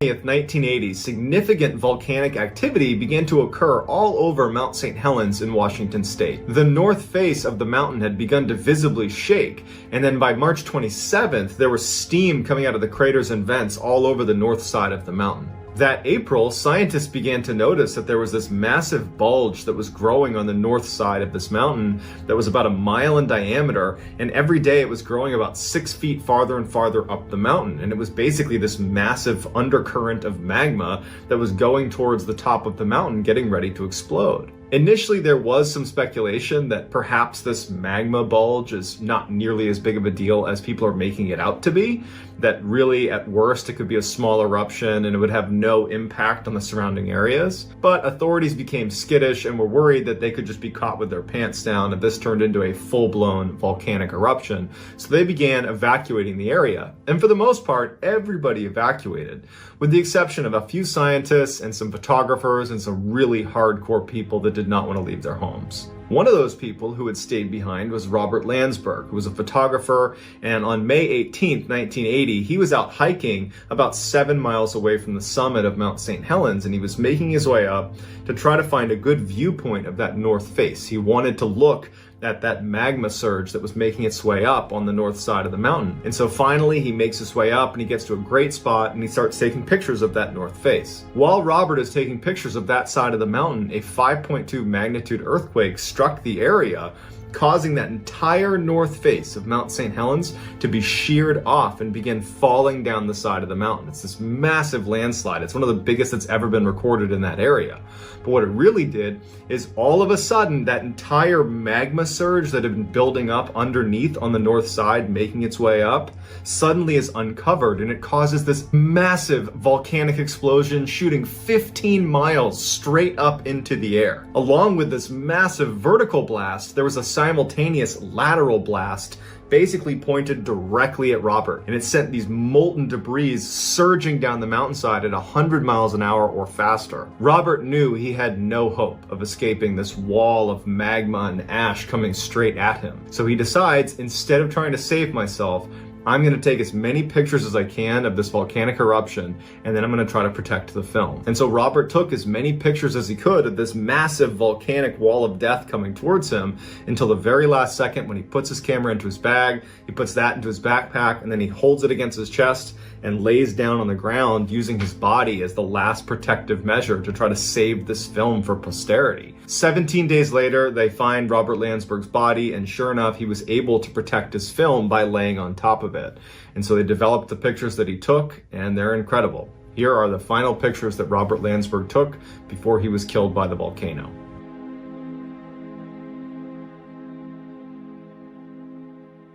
22-year-old Sailor Gilliams and her good friend Brendan Vega, who was also 22, decided they wanted to go hiking. Now, they were both highly inexperienced hikers, so when they were looking in the area for places to go hiking, they were looking for novice trails, things that they would be able to manage. And they thought they had found one in Santa Barbara, California. And so they headed off in that direction and they took off on this particular trail. A little ways into their hike, and they started to feel like, man, the terrain here is pretty treacherous. This is way more difficult than we were expecting when we looked at the map. And as they continued and they're climbing over these huge boulders and it just seems totally like an advanced trail, they start to wonder, did we veer off the trail? Worried they might be lost, they turned around and began backtracking, hoping to find the trail and find some landmark that would allow them to confirm they were on the right trail. As they're backtracking, not only do they not find the trail, but they don't find any trail. They've managed to go completely off the path and are now in this kind of random boulder field that they have no idea where it is on the map.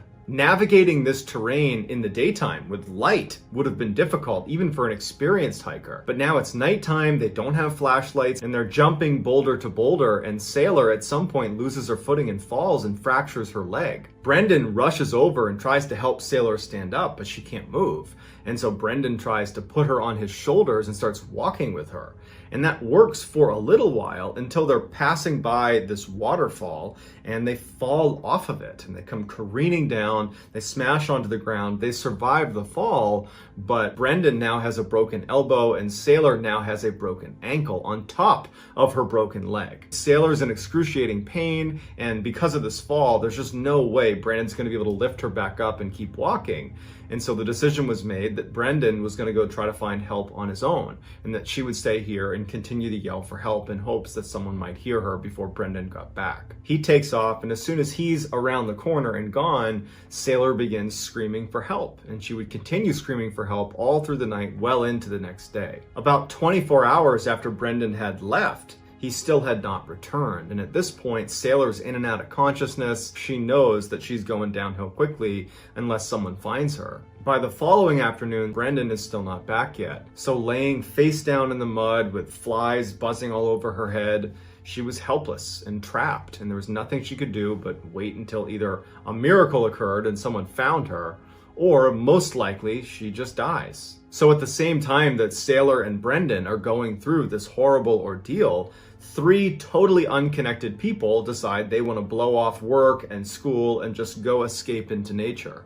And so they settle on a hike that would bring them to a waterfall in Santa Barbara, California. Even though this waterfall was a popular tourist attraction, it was very difficult to get to it. It basically required 45 minutes of almost uphill climbing across boulder fields. Very dangerous, and it's not something for a novice hiker to be doing. So they reach the parking lot, they take off on this hike, and when they're just at the base of the waterfall, instead of taking the main trail up to the top, the three hikers decide, let's actually go around off the trail to this pocket of boulders over here where there's a couple freshwater pools that have formed underneath the base of the waterfall. So they leave the main trail and they're climbing over these huge boulders. It's very dangerous. And at some point, one of the hikers starts taking pictures as they're kind of going across these boulders. Through the viewfinder, as they're taking pictures, they notice something out of the corner of their eye that's in frame. It was like this red flash of something. And so the hiker puts their camera down and she looks down where she sees this red, and she can tell right away that it's someone's hair. It's a girl's dyed red hair, and it was Sailor.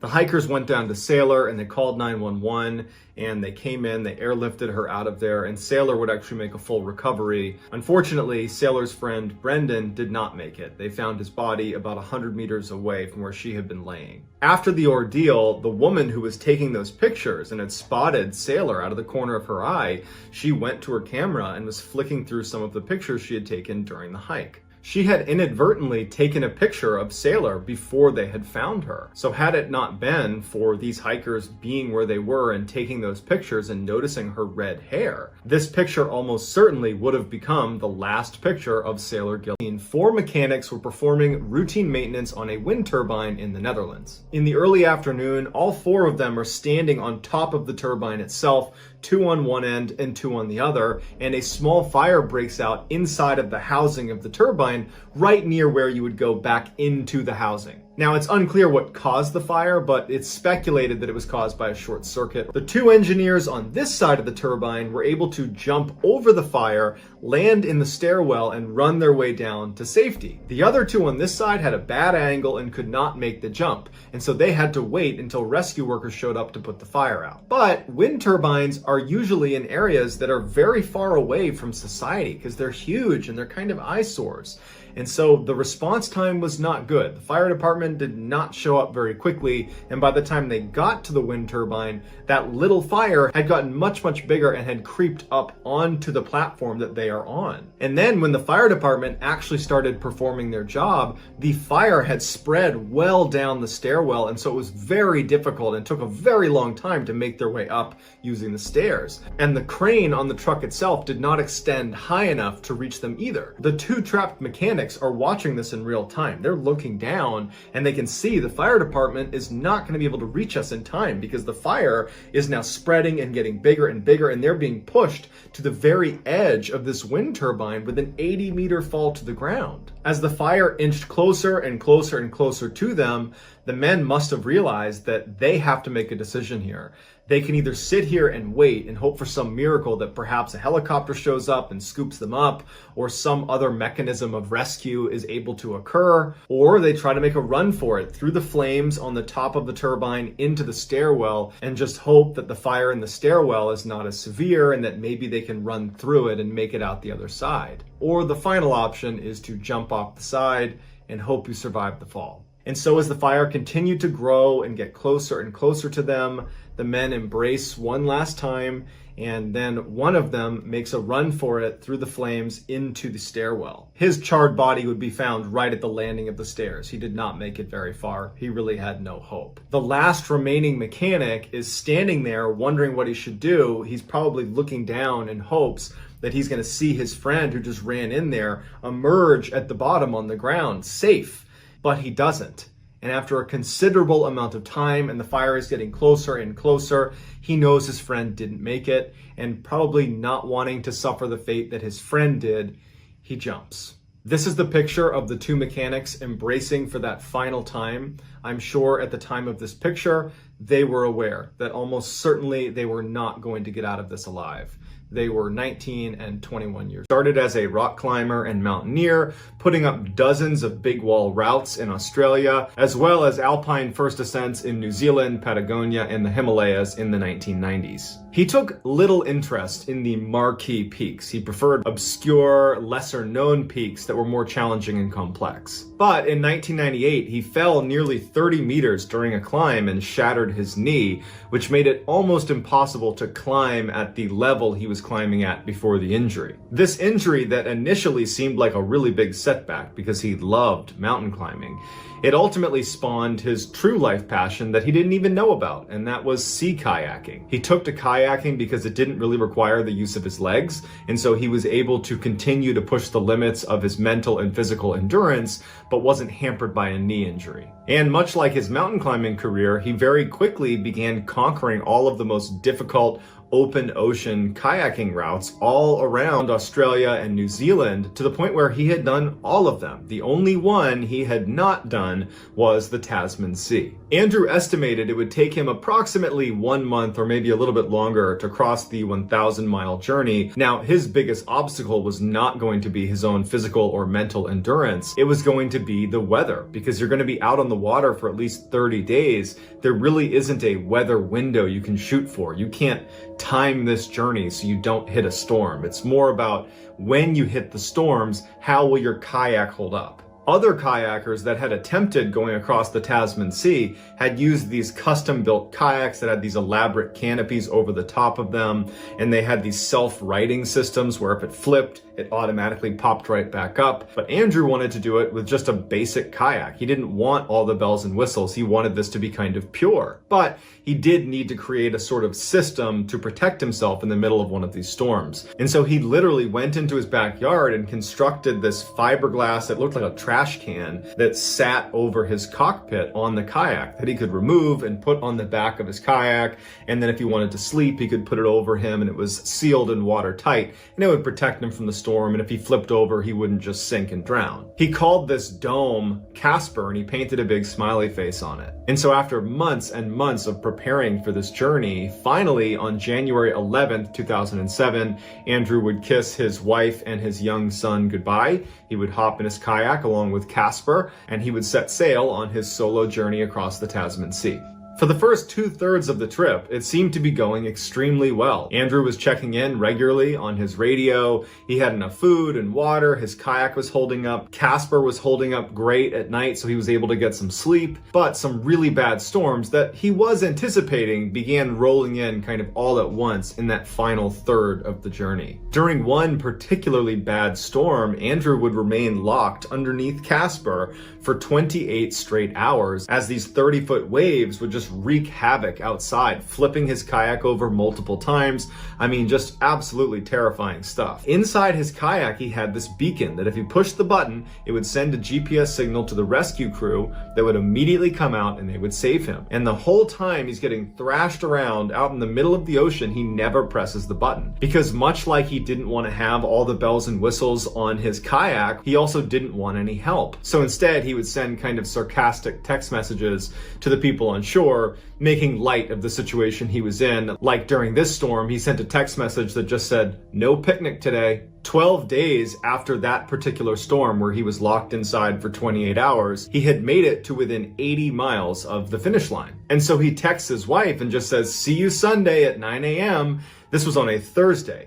And so when his wife, Vicky, gets this text message, she's so excited. She gets together everybody that wants to meet him at the finish line. And in fact, they all go there early on Thursday to just hang out and camp out until he arrives. But 24 hours after that text message was sent to his wife, Andrew would send a distress signal to the New Zealand Coast Guard. On the recording, Andrew sounds desperate. He also sounds deeply fatigued, or maybe even hypothermic, and he's pleading with them to come rescue him because his kayak is sinking. At first, people, including the Coast Guard, thought this could be a hoax because Andrew was so competent out on the water, and he had just gotten in touch with his wife the day earlier saying, everything's great, I'm almost done, I've made it past all the hard stuff, I'll see you on Sunday. But of course, they still send out a search crew that night to look for Andrew. They can't find him, so the next day, on Saturday, they expand their search and they do find Andrew's kayak, except Andrew's not in it. The only thing missing was the canopy to the kayak. The rest of the kayak seemed to work just fine. His distress beacon had not been pressed, his GPS was still there,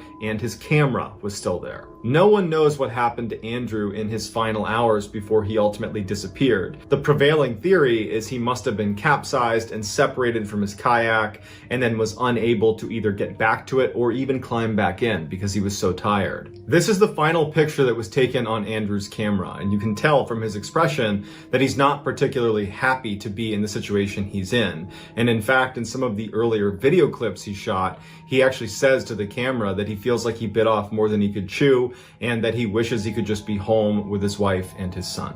Despite extensive search efforts, Andrew, 24, Fred Beck, along with 4 other gold prospectors, stumbled out of a forest right near Mount St. Helens in Washington state. And they swore to each other that they would not tell a soul what they had seen in the mountains the night before. But literally within a few hours of making that promise to each other, one of the men had spilled the beans at a bar. Very quickly, their story would garner major national media attention and even drew some international attention as well. This is their story. So the week leading up to the men arriving back in town with this crazy story, they had been prospecting for gold in an area they were very accustomed to working in. In fact, for the past 6 years, they had been going to this spot. So it was an area they knew well. And so this particular week that they were out there had been really successful. They had found a whole bunch of gold. It was like this great run of luck and nobody wanted to leave. Unfortunately, one of the men, named Fred Beck, started complaining of a really bad toothache.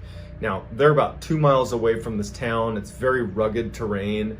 It's not safe for someone to travel alone in case something were to happen. And so Fred needed one or all of these men to come back with him. None of them wanted to leave, but they were willing to compromise. And they said, let's stay here today, and then we'll leave first thing tomorrow morning. And so Fred didn't really have much of a choice, and so he agreed, and they spent the rest of the day prospecting for gold. When the sun started to go down, the men decided it was time to pack it in and head to their cabin. Now, because these men had worked in this area for the past 6 years, they had actually built a small log cabin centrally located in this area so they could just crash out there and continue to work and not need to commute out of the town. The cabin, though, was not built for comfort. It was built entirely for practicality.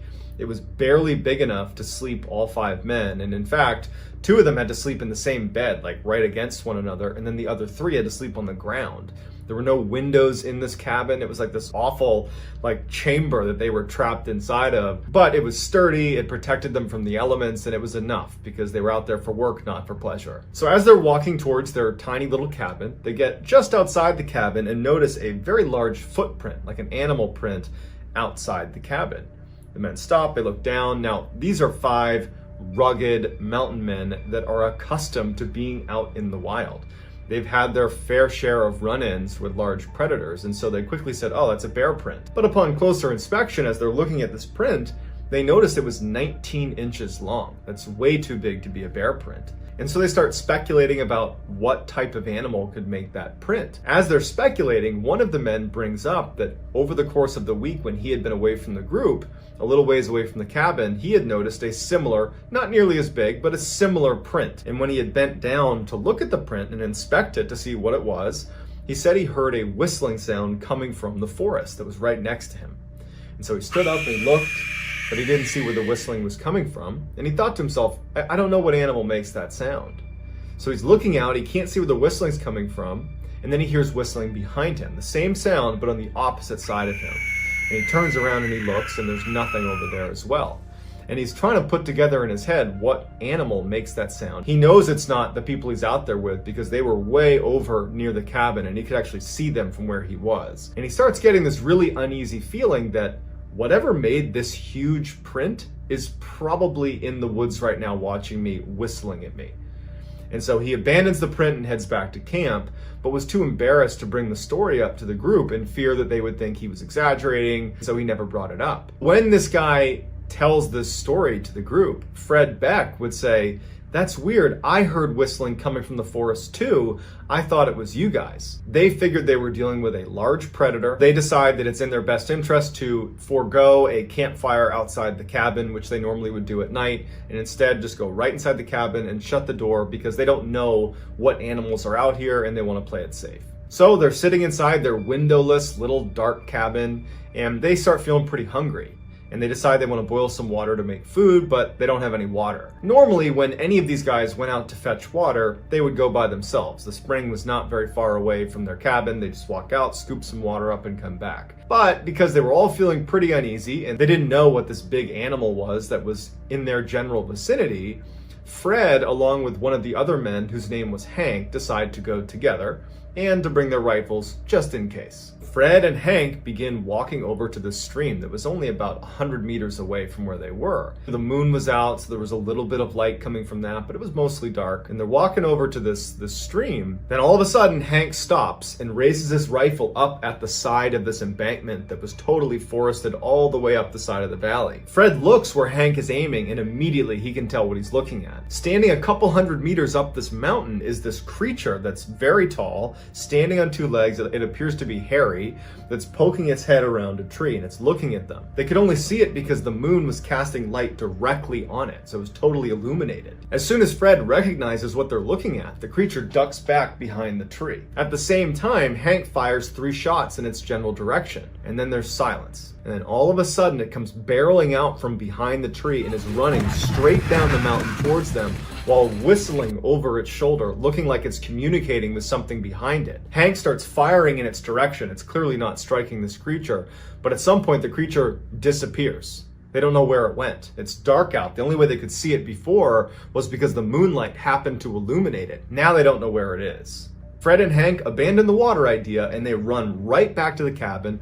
They jump inside, shut the door, and they start barricading the door shut. The other men are like, "What the heck is going on?" And they start explaining what happened. They didn't know if it was a person or if it was this creature. They heard that whistling sound. All the guys are spooked. And now they're barricaded inside of this tiny cabin, and it's totally dark. There's no windows, so they can't even see what's going on outside of the cabin. And so they just had to sit there and hope that this creature does not come anywhere near them. After a long period of total silence, the men start to feel like, okay, whatever that was, it's not coming back. It's late at night. Let's just try to get some sleep. And so the men all lay down and eventually doze off to sleep. Then at some point in the middle of the night, something smashes into the side of the cabin, causing them all to wake up. Hank's yelling out because a piece of wood that actually made up the cabin had come loose from whatever had hit the side of the cabin and fallen onto him. So the group gets up. There's a little bit of light coming through this now, a little crack in the wall from where this wood plank came out. They can see what's happening now. There's a little bit of light inside. They run over, they get this plank off of Hank, and as they're trying to kind of make sense of this chaotic moment, they start hearing what sounds like lots of people running around the outside of their cabin. Hank, who was closest to this little slat that had been created from one of the planks falling out, just turns his head to look out the slat. Because of the moon, there was a little bit of illumination, and when he looked out, he was horrified because he saw 3 creatures, these tall, ape-like creatures, the same one that Fred and Hank had been shooting at up over at the valley before. They're standing 10-15 meters away from the cabin, standing upright, looking at the cabin. They're holding these small boulders in their hands. And as Hank is looking through the slat, he's trying to get a little bit closer to get a better look. one of the creatures bends down and sees that Hank is looking at him, and he winds up and he throws the boulder and it smashes against this little slat. Hank basically falls over because he's trying to avoid this boulder being thrown at him, but the slat was small enough that it didn't go through. Hank's telling the rest of the men that there's three of them, they're right there. The men are grabbing their rifles, they're getting ready to aim out of the slat to try to take a shot at one of these creatures. But by the time they have a sight picture, there's no one out there, except they hear these footsteps and they start hearing whistling coming from the other sides of the cabin, where they have no way of seeing what's going on because there's no windows and that gap in the cabin was only facing one way. And so they just sit there in silence as they hear all this whistling and footsteps and shuffling happening outside of their cabin. Then all of a sudden they hear slamming against the one door that leads into the cabin. They had barricaded the door already, so they go up and they're pressing back against the barricade as whatever is outside is trying to break into the cabin, but it can't get through the barricade. When they couldn't break in the front door, there was a barrage of these boulders smashing into the cabin. Now, these men had built the cabin. They knew it was sturdy, but they didn't know if it could withstand boulders hitting it. And so for hours, these rocks and boulders are smashing into the cabin. They never see them again through that slat. They kept periodically looking, and there was never any creatures that were on that side. It was like the creatures knew that they could be seen on that side, but couldn't be seen elsewhere. Finally, it just stops, and they sit down in the middle of the cabin. Fred was sitting in such a way that he could actually see the slat in the cabin that was now open and exposed. And as he's sitting there, Fred is horrified when he sees a hand slide into the cabin. A hairy, big ape hand that reaches in and starts fumbling around, grabs hold of an axe that was leaning up against the inside of the cabin. And as it's getting ready to pull it out, Fred runs over and twists the axe so it won't slide through the slat. And so the creature's slamming the axe, trying to get it out at the same time that Hank takes a shot and shoots right through the slat. The creature releases it and runs away. They hear all this whistling very close to their cabin, which made them realize that they had just been quietly waiting outside of their cabin. They had never left. But after Hank had taken that shot at the thing's hand, it sounded like almost a stampede was running away off into the forest. And at that point, the group was fairly certain that it was done. The next morning, when they saw through that slat in their cabin that the sun had finally come up, the men packed only the bare necessities. They got their weapons. When they finally opened up that door, all over the ground, all around the cabin were these rocks that clearly had been thrown at the cabin. The cabin itself had obviously withstood the barrage, but there was gash marks and slashes all over it. Feeling very lucky, the men start making their way out of the valley, and they make their way all the way back to town. And after the story kind of went viral, loads of people went out there to try to find these creatures, but no one ever could. Mike Woolley decided he wanted to go deer hunting in his hometown in Louisiana. It was a cold day, it was great conditions for a hunt, and Mike had a deer stand that was set up about 1.5 miles down this old logging road that no one really used. He would take his truck and he would drive about halfway down that road, and then he'd get out and he would walk the remaining, half mile, 3/4 of a mile to his deer stand, because if he drove his truck in, he would scare away all the deer. He made it to his deer stand by about 3 p.m. that day, and he'd only been there for about 30 minutes when all of a sudden this young doe comes running across and stops right in front of his deer stand. The doe lays down and is clearly exhausted, and Mike would say that it looked like something was chasing it, and he assumed it was some huge buck. And so Mike's getting ready for this big buck to emerge when out of the corner of his eye, he sees something pretty big jump out of a tree. And he kind of turns his head and looks, and it's not a buck. It looked like a gorilla. He thought, okay, a gorilla must have gotten out of the zoo. But then he's thinking to himself, there isn't a zoo around here, and there's no circus around here, so it can't be an escaped gorilla. And then he was like, okay, someone must have put on a gorilla suit to stop me from deer hunting. They're out here to try to get me to leave this spot. They're anti-deer hunting, and so they're here to screw with me. And so Mike, believing that was the case, he starts yelling to them, take off your mask. This isn't okay. This isn't funny. I have a license to be here. You can't be here. You need to leave. Get out of here. And so this thing that he believes is a person wearing a gorilla suit just completely does not react. It's just standing looking at him. And it's about 15 or 20 meters away from him at this time, and it's just staring at him. It's on 2 legs. Mike starts to feel uneasy because he's thinking to himself, if this is somebody in a gorilla suit that's trying to get me to leave, wouldn't they right now announce that and say, you need to leave? They wouldn't just stand there doing nothing. And so Mike, even though he knew it was going to probably escalate the situation, raises up his rifle in the direction of this person to use his scope to basically zoom in on this person and get a better look. And when he raises his rifle and he zooms in, he immediately knows that this is not a person wearing a mask. Steam was coming off of its face like it had been running. I mean, it was 30 degrees outside. And he said he could see its nostrils flaring like it was out of breath, or that perhaps it was angry. He didn't know. Even though it wasn't a person wearing a mask, it looked very human-like because it had human teeth, flat teeth. It had, he said, human eyelashes. And just the general structure of its face appeared to be human. And he thought to himself, is this a feral human? Is that possible? Is this a person that has been born and raised in the wild? And so as he's pointing the weapon at this creature, looking through the scope, just totally dumbfounded. Mike has no intention of shooting at this point. He really just wanted to stare at it. The creature roars, and Mike describes it as like a lion's roar. This thing was suddenly really upset with Mike. And Mike believed later on that it was because he raised his weapon at this thing. As soon as it roars, Mike said that about 100 meters in the other direction, he hears this really loud, piercing whistle coming through the forest.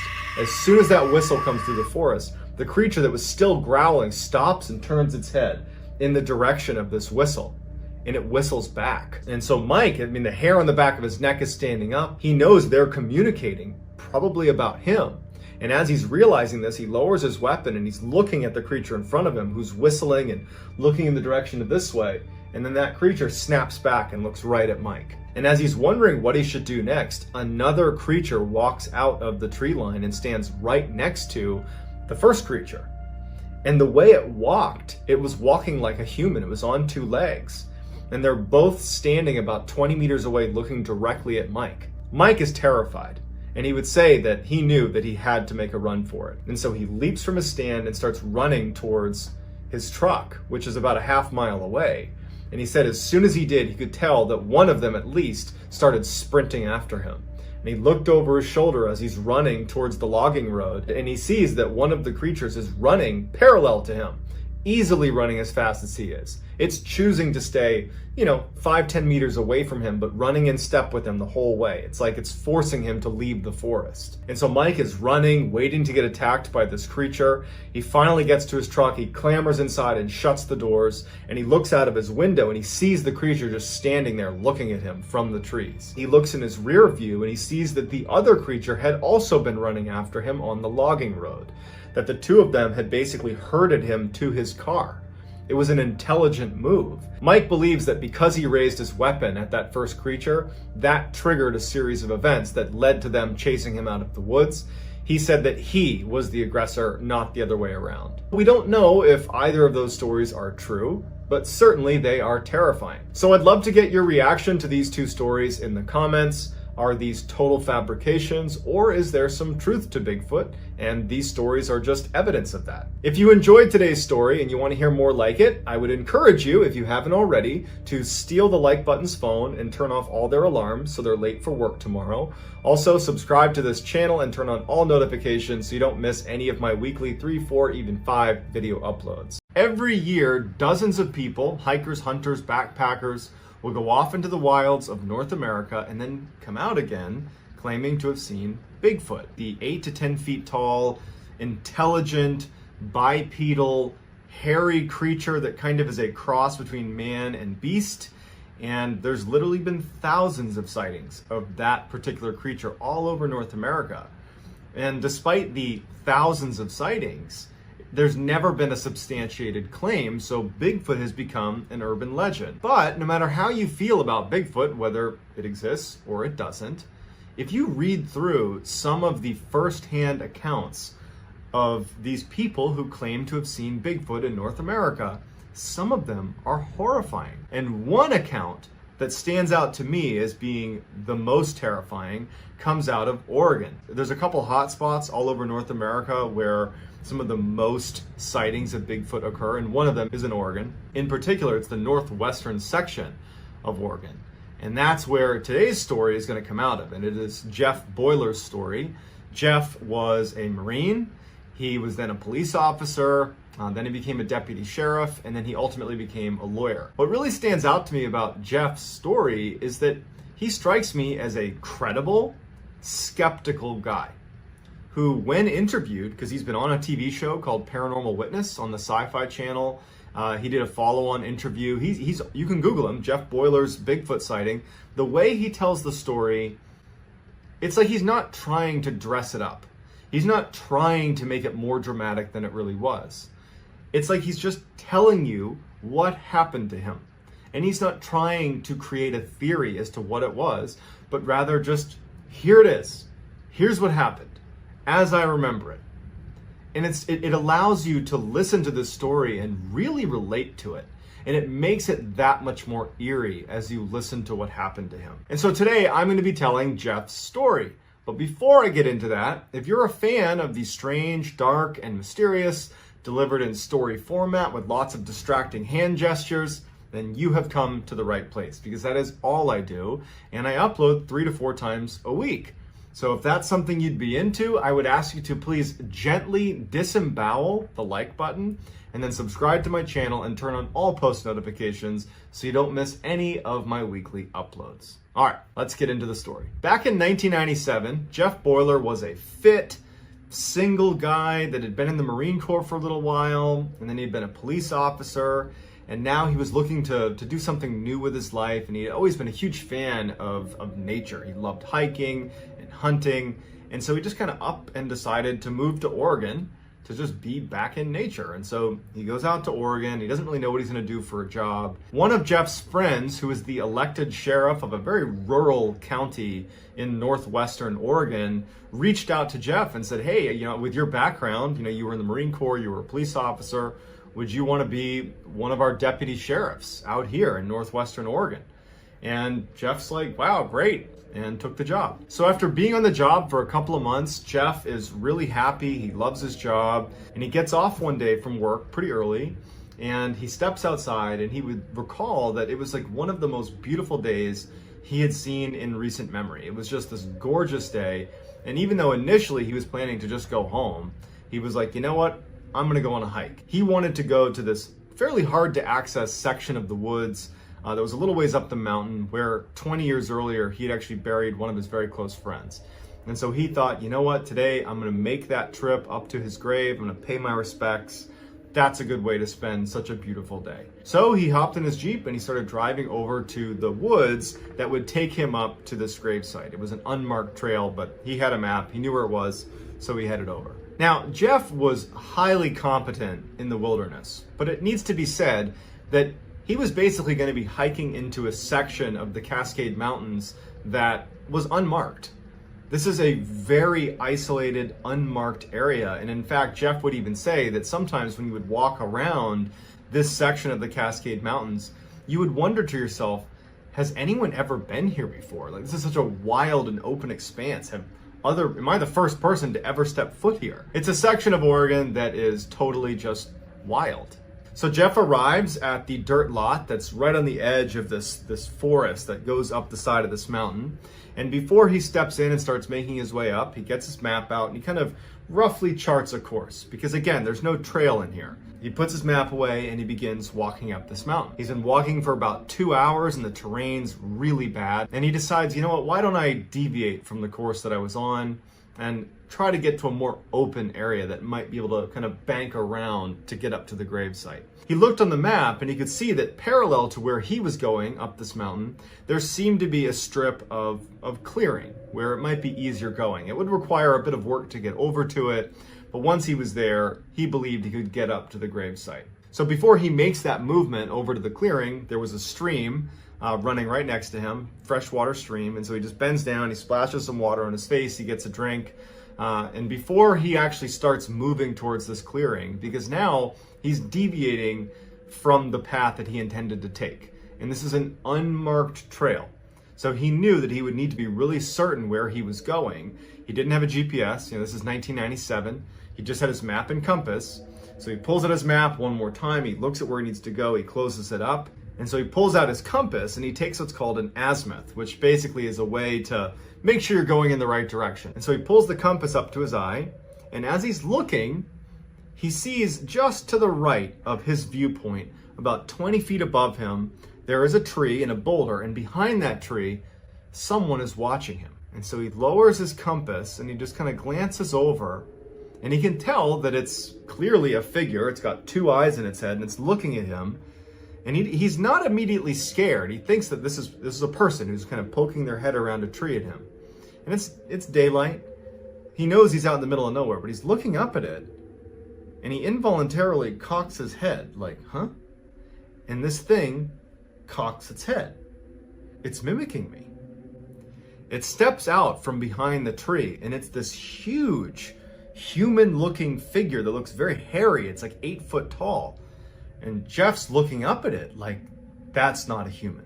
And so, not really sure what it is, he instinctively reaches for a sidearm, but he can't get it out of its holster. And he's like fumbling with it, and he's keeping his eyes on this thing that's, maybe 50 feet away from him, 20 feet up on this rocky outcropping. He can't get it out. And the figure's just looking down at him, and it's still got its head cocked to the side. He finally looks down to free his pistol.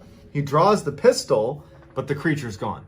And he's like, I gotta get a better look. There was a tree that was pretty high that had a bunch of low branches that he could climb up. That would, if he climbed up maybe 15 or 20 feet, he could probably look over into this rocky outcropping. So he starts climbing up this tree, and he looks, and he's now level with that rocky outcropping, and he's looking out, and it stretches off quite a ways. There's a whole stretch of forest right there. And he's looking, and he can't see or hear anything. And he's starting to wonder to himself, like, did I really just see that? Is my mind playing tricks on me? Am I hallucinating?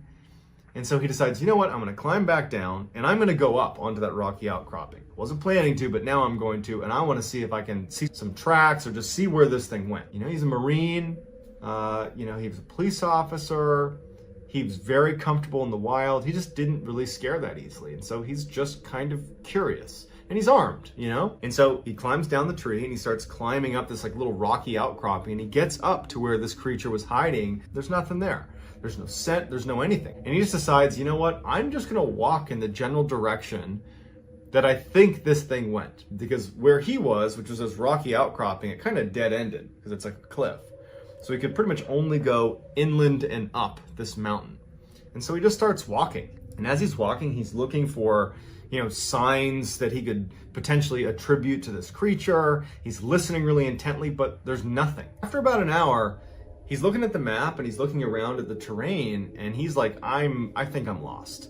Like, I need to turn around now.